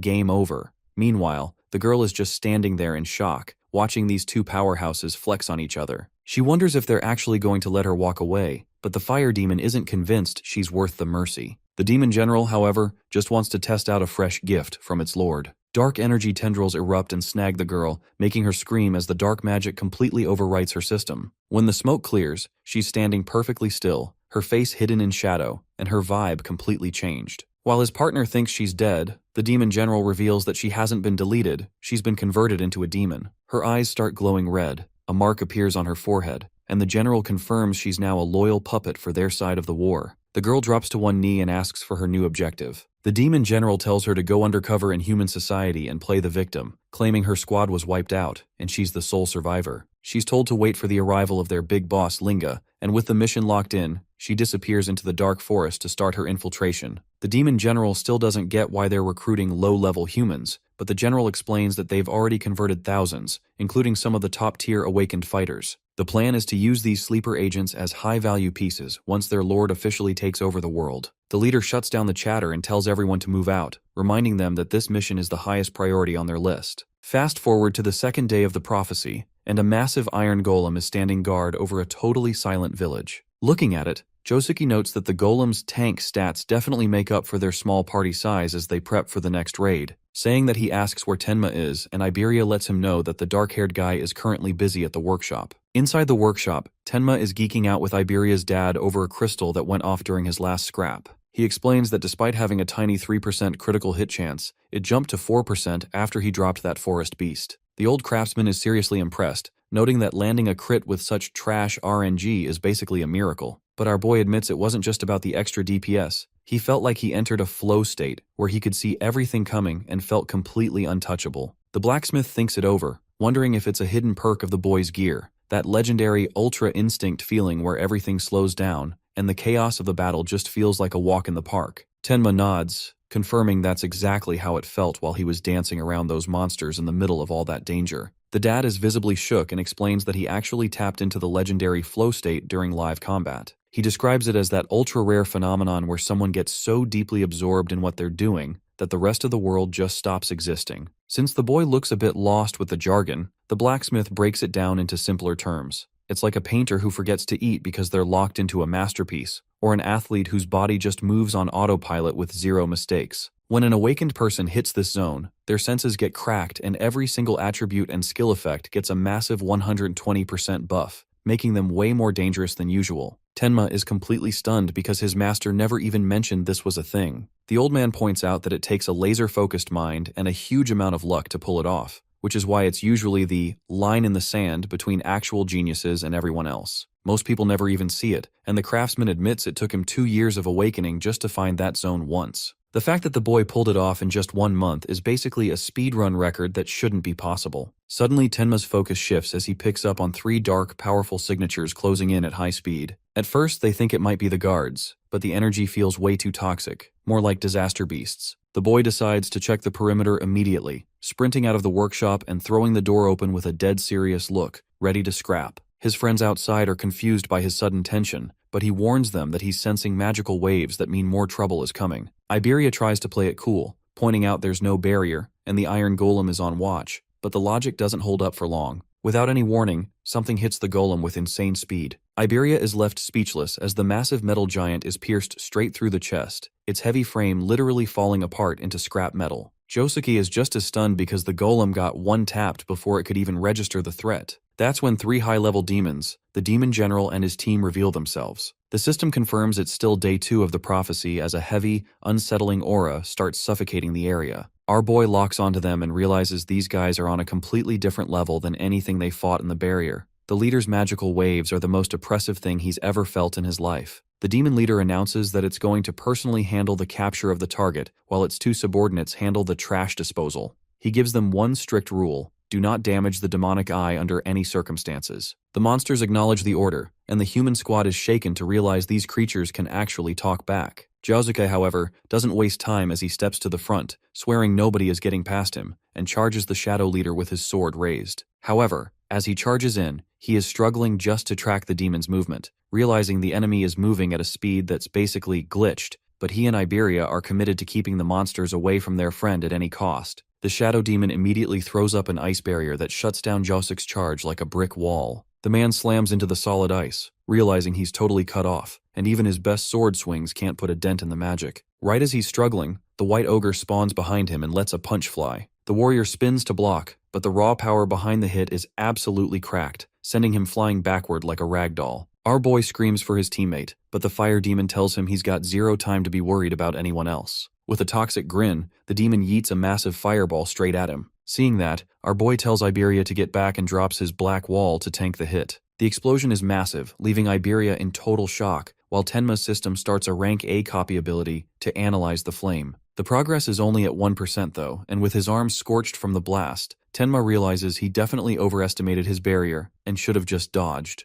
The fire demon mocks him for thinking some weak ice could stop its heat, but he secretly wonders if he went too hard, since the boy is the bearer of the demonic eye. Tenma is struggling on his knees, and when the demon's scan shows he's just a level 0 human, he starts laughing. He figures he can just finish him off and ignore the mission entirely because the gap in power is just that big. But Tenma isn't folding as he summons his death hound to even the odds. The demon just mocks the 2v1 attempt, calling the wolf a basic summon and bragging that even 10 more beasts wouldn't change the outcome. Our boy is putting all his chips on death to pull them through, and when the next explosion goes off, the demon is shocked to see the kid actually dodged it. The monster notices something sus about the wolf too. It's not just blindly following the boy, but is actually moving toward the demon's true objective. Doing that, Tenma thinks to himself that if he plays weak, he can bait the demon into stalling, but he just can't bring himself to act like a coward. Instead, he lets his aura explode with red eyes and blue lightning, basically telling the demon he looks mid at best. The fire demon is absolutely triggered by the inferior creature talking trash and decides to turn him into ashes immediately. He launches another massive attack, but the boy dodges it cleanly, figuring out the demon is a long-range zoner with average movement speed. With that read on the situation, he decides to close the gap and force a close-quarters fight, charging in with everything he's got. The fire demon is caught off guard by the sudden W key approach, genuinely shocked by the kid's speed. Even so, the monster stays composed, watching the boy approach with a creepy smile that says he's got a nasty trap waiting for him. Our boy throws a kick, but just as it's about to hit, the demon summons a shield made of pure flames and blocks it perfectly. He blasts a concentrated burst of fire straight into the boy's chest, launching him backward with enough force to send him crashing hard into a tree. Tenma pulls himself together, realizing he walked straight into a trap. Even the demon admits he's clearly dealing with some kind of intelligent beast in disguise, because there's no way a level 0 fighter could move that fast. Despite being in rough shape, the boy forces himself back to his feet, staring the monster down with pure determination. The fire creature admits it got fooled by the act and suggests the boy just give up and take the L to make things easier. Tenma, however, checks his system and sees the power analysis has hit 81%. He just needs to stall for a few more minutes. The scene cuts back to the village at 3:14 a.m., where the demon leader is standing right in front of Iberia's dad, casually listing off all his legendary achievements and calling him the greatest craftsman humanity's ever seen. He then asks if the blacksmith's really planning to throw his life away like this, making it clear he has no reason to kill him as long as he stays useful. But the blacksmith isn't having it. He straight up says he's got no interest in taking orders from anyone. He rushes in with his tools, but before he can even take another step, his body suddenly freezes in place, locked down by ice. Doing that, the demon reminds him that in this zone, he is the one who decides who gets to keep their life. Hiding nearby, Iberia is watching the whole thing and absolutely losing it. He's terrified that his dad is about to be snatched, and he's currently frozen behind a suit of armor, shaking with fear and indecision. Suddenly, Tenma's death hound comes crashing onto the scene.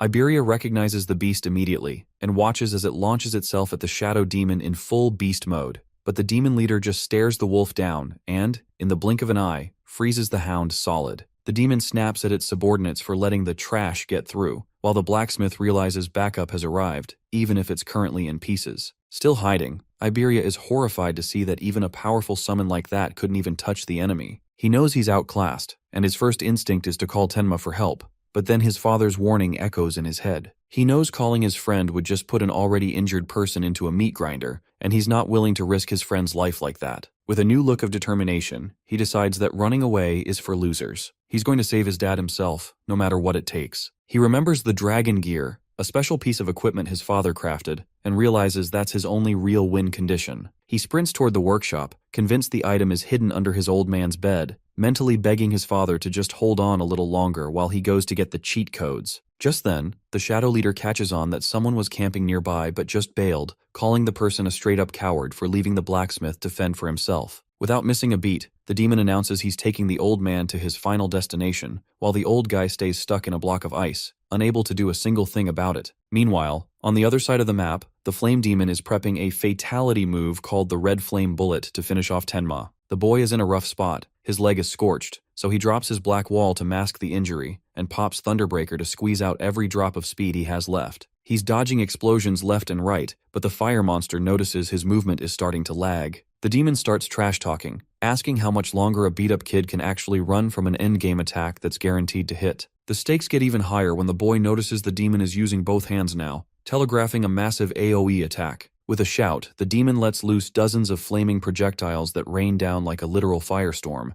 leaving the boy with nowhere to hide. His eyes go wide as the spheres close in from every angle. He knows his body is too heavy and exhausted to pull off a perfect dodge this time, and he's forced to brace for the impact as he realizes he's about to take some serious damage. Just as things look completely cooked, the system shows the analysis is at 90%. He grits his teeth through the heat as the number climbs to 92%, 94%, 98%, until a direct hit finally sends him flying, swallowed up by the flames. As he's going down, a core memory of his mother being consumed by blue flames flashes through his mind, adding emotional damage to the physical pain. The demon grins, putting all its magic power into one final piercing shot to end him for good. But at the literal last millisecond, the analysis hits 100%, and a blue barrier explodes into existence, tanking the hit perfectly. The collision sends a massive shockwave through the area, leaving the flame demon totally confused about where this new shield came from. The system announces that Black Wall has leveled up to level 3, giving Tenma a massive 50-point stat boost and a full heal on the spot. He realizes this power-up is basically like skipping 4 entire levels in an instant,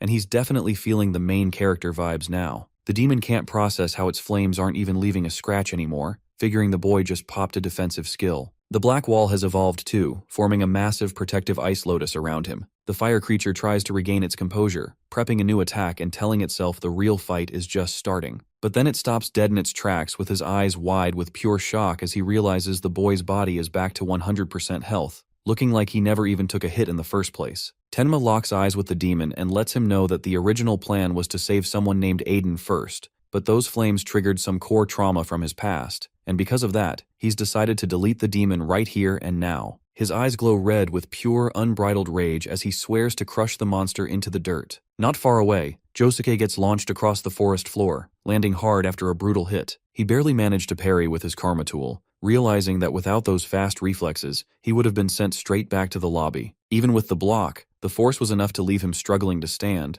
and he tries to catch his breath through the smoke and dust, genuinely stunned by how far he just got yeeted. Realizing these aren't your basic mobs, he decides to regroup, but a massive explosion cuts off his vision. Through the haze, he sees the same beast from before charging him with its tongue out, looking like a total nightmare. Instead of dipping, Josuke decides to aggro the monster to keep it away from Tenma, his eyes burning red as he vows to end the fight quickly so he can get back to the workshop. Inside the workshop, Iberia is desperately hunting for a buff to flip the script. He's shoving his arm under furniture until his fingers finally manage to find the dragon gear. He lets out a shout of pure hype as he holds up the legendary dragon gear, an epic item that grants a massive +100 to both attack and agility for a 15-minute window. He snaps the red armor on and feels the power surge, swearing that this time he's actually going to carry his weight instead of being a burden. He keeps his dad's warning in mind: the armor is dangerous and that 15-minute timer is a hard limit. That just makes him move faster. He sets a personal mission to get his old man out of the mess before the clock runs out. Meanwhile, the Shadow General stands over the frozen blacksmith, mocking him for thinking escape was even an option. The villain brags that the only real threats to the plan are special-grade fighters, and since the strongest human warriors are currently busy fighting the Demon Lord, there's nobody left to play the hero. Trapped in his icy prison, the blacksmith wonders if they really went through all this trouble just for a simple craftsman.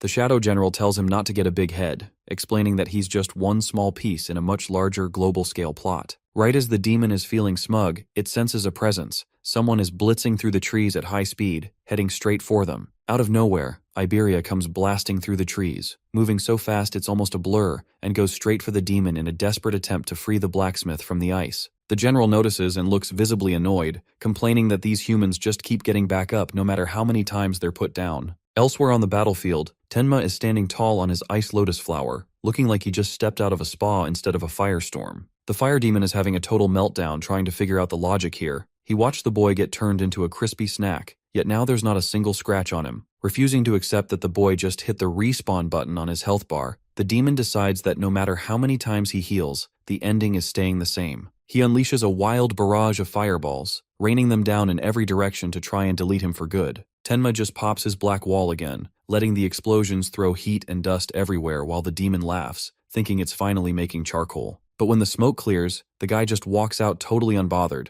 with the system announcing another 15% buff to his defense. He doesn't even slow down, activating Thunderbreaker and surging forward with a burst of electricity that makes the demon's jaw drop. The kid is moving even faster now, blitzing straight through the fire barrier like it's not even there. With a dark, focused gaze, Tenma tells the beast it's time to rip those scales off. He launches himself like a shadow and hits the demon's protective shield with a punch so heavy, the barrier literally splinters and shatters into pieces. As the boy lets out a furious battle cry, his resistance stats climb another 15%, and that's when the demon starts sweating. He checks the boy's defense stat and nearly loses it as the number has broken past 600 points, which is absolutely insane for a human. The demon finally realizes this level 0 kid is basically a raid boss in disguise, and his survival instincts kick in hard. He panics, turns around, and starts bolting through the forest while screaming for backup. But there's no getting away as Tenma catches up and pins him down, and the once mighty demon instantly switches to begging. Tenma doesn't even react. He stays cold, ignores all the noise, and starts charging up an insane amount of power into his next punch. Right then, the system drops a message that his next hit is a guaranteed critical. The demon stares at him,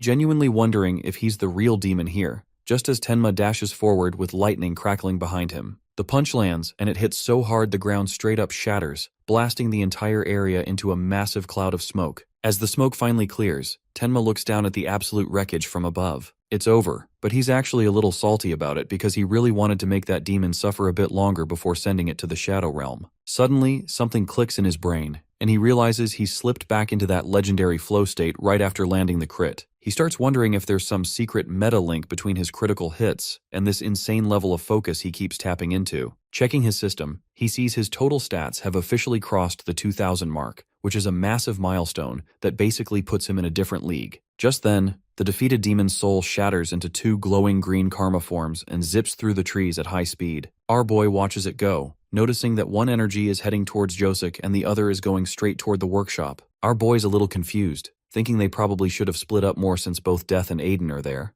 Not one to sit around and overthink, he sparks his lightning and takes off at full speed, worried that the energy not splitting could mean Aiden might be dead already. Back at the workshop, things are looking pretty grim. The Shadow General is blocking Iberia's attacks like it's just another Tuesday on the other hand. Even with the dragon armor boosting him to his absolute limit, Iberia sees his strongest hits doing 0 damage, and his frustration is hitting a boiling point. Still, he refuses to give up, swearing to keep spamming his best moves until the creature finally breaks. The Shadow General is totally unimpressed, looking at the kid like he's a minor inconvenience, and pointing out that the power gap between them is still astronomical. Just then, even while frozen solid, Iberia's father is screaming at his son to take off the dragon gear, even threatening to disown him because he's so terrified for the boy's life. But the boy has already locked in. He thinks about Tenma and figures if his friend were here, he'd make the exact same ride or die play. Ignoring his dad's pleas, he leaps from a massive height, diving straight at the enemy with every bit of mana he has left in the tank. The Shadow General watches the whole emotional family moment with straight-up disgust, and decides he's had enough. With one casual move, he pulls together his ice magic and snipes the boy right out of the air. Just like that, Iberia gets frozen mid-flight, completely locked in place and unable to move. Same freezing spell, same helpless situation, while the demon keeps talking about how everyone should know their place. Right after that, the system pops up a warning that the dragon armor's only got 3 minutes of power left. At that exact moment, instead of getting locked down by the ice crystals, the wolf levels up, jumping straight from 19 to 20. It shatters through its icy prison, emerging even stronger and ready to tear the head off anything that gets close. Tenma is also there and figures out that the wolf actually absorbed that green karma sphere from the fire demon he just deleted, which explains the sudden power surge. But before he can even enjoy the level up, he notices a weird purple glow as a wave of dark, intense magic starts pouring out of a hole nearby. Not wasting another second, our boy dashes straight toward it, knowing he can't wait for Josuke. Outside, Josuke is busy fighting the white ogre and lands a massive swing, cleanly slicing one of its hands off. Even without its hand, the creature lunges at him, forcing Josuke to slide back quickly to dodge the claws and reset his position. The warrior glances back at the gash he'd carved into the monster earlier, and realizes the thing has already completely healed back to full. He's a bit shook because the regeneration on this beast is actually unreal. He's scrapped with some high-tier threats before, but this creature's healing factor makes it one of the most annoying bosses he's ever had to deal with. Seeing a glowing karma sphere nearby, he locks in and decides he's taking this win solo, pouring every bit of his remaining juice into his blade until it's glowing a menacing red. He lunges in for the finish, but the beast is smart enough to cross its arms and tank the hit right in front of its weak spot. Josuke lands without getting the KO he wanted, but that moment actually gives him the winning strat. He realizes those arms are the only thing keeping the monster in the game. If he deletes the defense, the core is wide open. He hits the creature with a sharp, confident smirk, the kind that says he just figured out the entire puzzle. Charging back in, he launches a relentless flurry of slashes at the beast's chest, but the real goal isn't the kill yet. It's to systematically shred both of its arms. He's already done the math and knows the monster needs exactly 1 full second to regenerate after a heavy hit, and that 1 second is all the window he needs. With eyes burning, he loads all his rage into one final devastating swing. A trail of red energy rips through the air, hitting the monster's core dead on and finally putting it down for the count. Taking a breather, Josuke admits that was a total sweatfest, and fighting a heal bot like that is absolutely exhausting. As the smoke clears, he knows he can't just camp out. He needs to link up with Tenma and prep for the next wave. Meanwhile, things have gone from bad to worse for the blacksmith. The Shadow General has him completely pinned and is enjoying every second of the old man's misery. The blacksmith only has one request left. He begs the demon to spare his son and keep the kid out of this mess. But the Shadow General isn't interested in a no-kill run. He tells the old man that he's about to lose his free will entirely and become nothing more than a puppet on a string. That's when the Shadow General drops some terrifying lore about his son's armor. He recognizes the gear as belonging to the Dragon Tribe and explains that their life force doesn't just vanish when they die. It lingers inside the gear like a virus. The longer someone wears the suit, the more that leftover dragon soul starts eating away at the wearer's mind. And in the end, their whole body is taken over by a genuine dragon. The story takes a quick beat to flashback, showing Jusk and Iberia walking together. The kid is geeking out about how much he looks up to Tenma, which actually catches Jusky a bit off guard. He asks why the boy is so focused on him specifically when there are plenty of other legendary warriors out there to admire. Josuk even mentions some famous fighters they've both heard of, pointing out that even he has more of a reputation than the boy might think. Iberia goes totally quiet, realizing he doesn't actually have a scripted answer for that. He stands there looking surprised that he can't even explain his own feelings. That small moment really sticks with the kid, making him realize that his admiration for Tenma was just always there in the background, like a permanent buff he never bothered to check the stats on. 10 years ago, tiny Iberia was running around with pure main character energy, swinging a wooden sword like it's the most legendary weapon in existence. His mom watches with a wholesome smile, asking if he's vibing with his birthday gift, and the kid is absolutely obsessed. He even gives the toy sword a heroic name,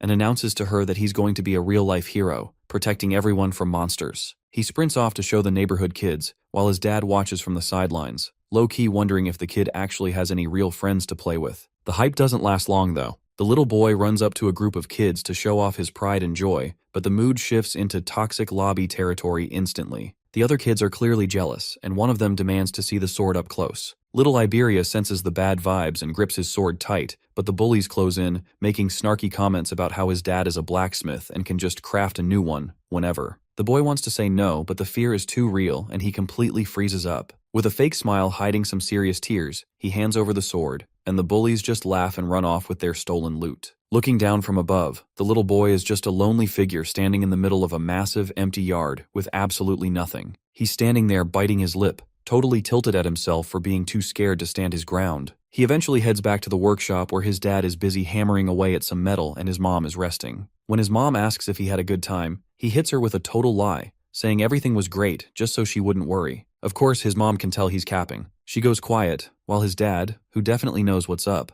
asks where the training sword went. His mom is ready to go mom mode and get it back, but the blacksmith stops her. He points out that even if they get it back, the bullies will just spawn camp him and take it again. He slams his hammer down, frustrated that his son doesn't even have the courage to ask for help when things get rough. He's not being mean, but he's clearly worried that his boy is being way too passive for his own good. Months pass, and the next memory shows little Iberia crying his eyes out in a hospital hallway, his eyes flickering with a faint golden glow. His dad is absolutely losing it, grabbing a doctor by the coat and demanding to know why they aren't doing more to save her. Inside the room, his mother calls his name in a whisper that's barely audible. The boy rushes to her side, grabbing her hand like his life depends on it and begging her not to leave. She speaks to him one last time, telling him that while his father might call him a coward, she knows he's just a soft soul with a kind heart. But then she drops some heavy truth that being kind without being strong is a dangerous combo, because eventually, you'll end up hurting the people you love by being unable to protect them. She tells him he needs to level up for real, to grow strong and brave for when it actually counts. She asks him to watch over his dad and tells him she's 100% sure he's going to be a legendary awakened one someday. Then, the heart monitor flatlines, and the boy just breaks, promising through the tears that he'll become the strongest and bravest fighter in the world. Coming back to the now, Iberia thinks about the first time he ever met Tenma.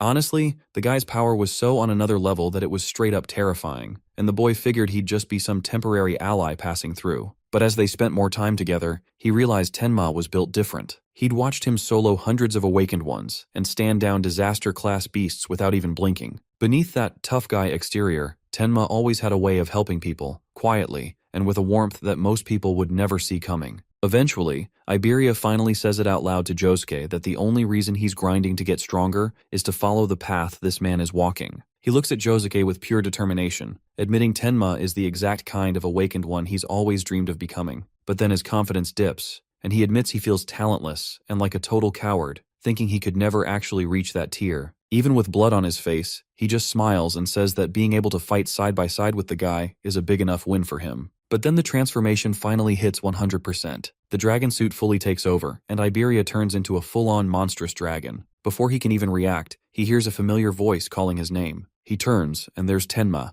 just standing there, looking right at him. Our boy spots him from a distance and calls out, reminding him he was literally told not to use that dragon gear. But then he notices the smoke coming out of his mouth and quickly realizes something's off. His reactions are weird, and he doesn't look the same anymore. The dragon kid's eyes flash red as he mutters something, so our boy asks what he's trying to say and where his father is. Out of nowhere, the monster lets out a loud roar and goes for a sneak attack from behind, but Tenma reacts just in time, grabbing his wrist and yelling at him to snap out of it. He shoves the beast back, and they lock eyes for a second like Iberia's trying to say something. Then the system pings, Windblade is active, and blue energy starts crackling around the beast's claws. It fires off an air slash so strong it basically erases everything in its path. Tenma quickly uses magic detection to figure out what's happening, and just as the attack is about to hit, he dodges, realizing it's a wind elemental skill. Now he's not even sure if it's the armor controlling him or something else entirely. At that point, he activates Thunderbreaker, deciding the only way to deal with this is to knock some sense back into his friend.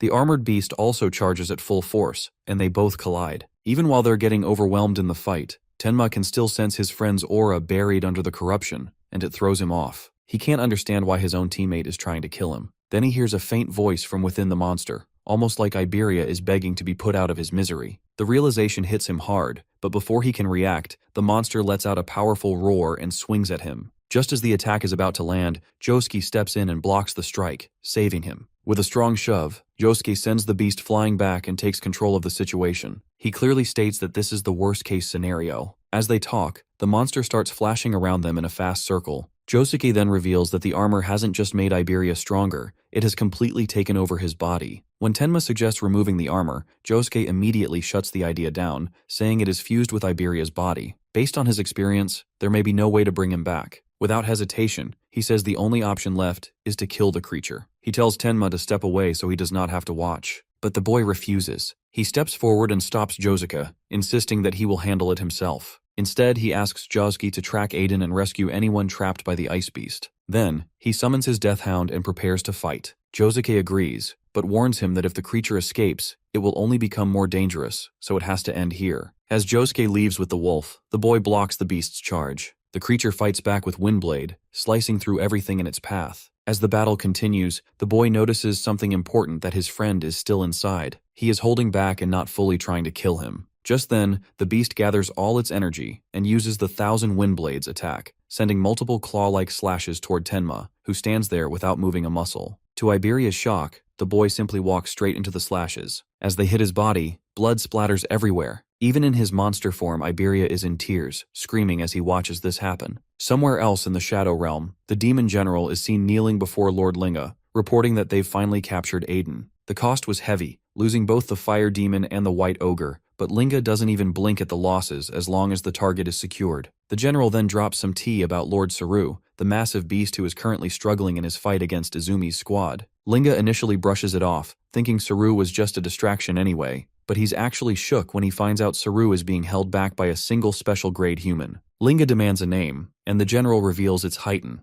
the man rumored to have the tankiest, strongest body in existence. The scene jumps back to the battlefield where Heighten just blocked Saru's massive attack head-on like a total boss. The group, especially Chiri, is watching from the sidelines in pure awe. Even though his wounds are healed, he's never seen a fight this brutal up close. Saru isn't slowing down though, and swings with enough force to literally delete the ground beneath them. The girl tries to rush in to help, but Izumi stops her immediately, assuring her that Heighten isn't soft enough to die from basic hits like that. He warns her never to underestimate a special grade, and right on cue, Saru's fist is forced upward to reveal Heighten standing there, completely unbothered. Izumi starts thinking back to Heighten's legendary second form, and just hearing the hype has his daughter in shock. Suddenly, Heighten basically goes Super Saiyan. His aura shifts completely, and his stats skyrocket into the stratosphere. The only downside to this beast mode is that he becomes a total maniac in the process. Before Izumi can even finish explaining the name of the form, Heighten launches himself off the ground and flies straight through the monster's chest, leaving a massive hole where its heart used to be. He lands behind the beast and, like a total Chad, doesn't even look back as the monster collapses. The girl is confused about where he's heading next, but Izumi explains that he's on his way to smash the Steely that's maintaining the barrier. She's hyped that even in his maniac state, he's still following the objective. Izumi points out that if Heighten couldn't tell the difference between allies and enemies, he wouldn't be a true special grade. With one punch,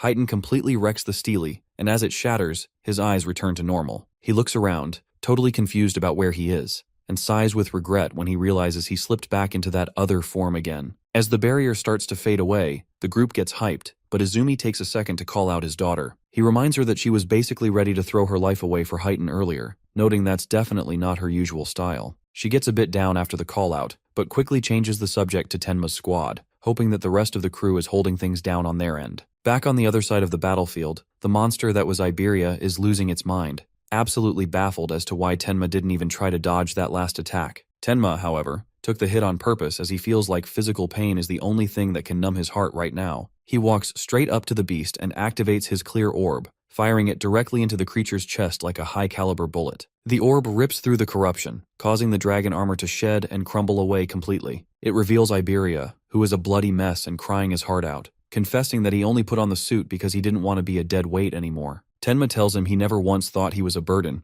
and drops the real truth that the disaster beasts weren't trying to kill his dad, They were trying to turn him into a puppet. With a look of pure stone, Tenma promises the boy he'll save the blacksmith and personally crush the beast behind all this drama. Even though he's fading away, Iberia hears this and smiles, leaving the rest of the mission in Tenma's hands. As the second day of the prophecy draws to a close, Iberia falls, and Lord Linga is seen smiling in the shadows, hyped that he's deleted someone close to Tenma and promising to erase everything else he cares about. Deep in the forest, Chiri is feeling a bit confused about the mission. He doesn't get why they're still escorting Izumi all the way into the mountains even after the main threat was taken down. It was supposed to be Heighten's job, but since he's basically out of commission after his maniac transformation, the rest of the squad has to pick up the slack. As they're hiking, Izumi's daughter suddenly stops the group as her spirit senses are picking up something weird on the path ahead. They look up to see a figure standing, carrying a body in his arms. At first, they don't recognize the person, but as they get closer, Izumi's daughter realizes it's Tenma. The vibe is immediately off, and she starts sweating just looking at his face, wondering what kind of nightmare could have happened to make him look like that. Before Tenma can even get a word out, Josuke spawns from the shadows and says he can explain the whole disaster. Izumi recognizes the veteran instantly but is confused because he was supposed to be the bodyguard for Aiden. Josuke quietly admits that this time, the good guys took a massive L. The battle ended in the worst way possible as half of the northern region is in ruins.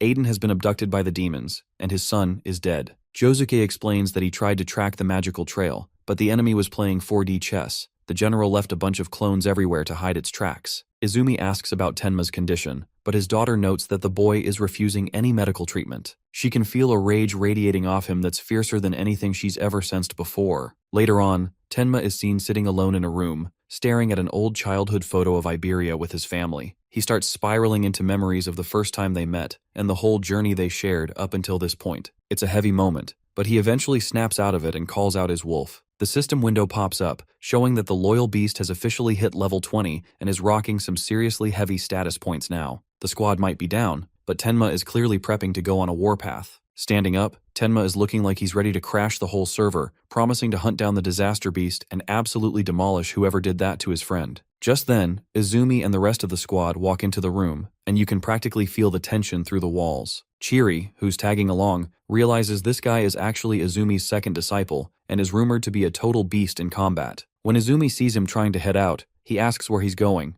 and Tenma doesn't mince words. He's going on a rescue mission to bring back Aiden. But his master hits him with a hard no immediately. Izumi explains that the Salvation League has already flagged this as a special grade threat, so if Tenma wants in, he needs to be at least a second grade savior. Hearing that, the boy goes from 0 to 100 real fast. He's enraged, arguing that he doesn't even have the right to help and that he made a promise to his dying friend. He tells them straight up that if they won't let him go, he'll just go against them and do it anyway. The whole group is shook hearing him talk to the master like that. Izumi stops him cold, asking if he's actually okay with people dying because of his reckless choices. He drops a heavy truth bomb, saying all of this happened because he thought they were only after him and neglected Aiden's protection. However, Izumi assures him they won't kill Aiden after going through all that trouble to grab him, but warns Tenma that his current power level isn't enough to handle this final boss scenario. If Tenma can actually surpass the special grade level, Izumi promises he'll personally request the League to hand the mission over to him. To get that strong, Tenma has to join the Apex camp, an invite-only hellscape for the top 10 awakened in the Salvation League. Total powerhouses like Heighten and Tiwajin have all survived that brutal training to become the key protectors of humanity,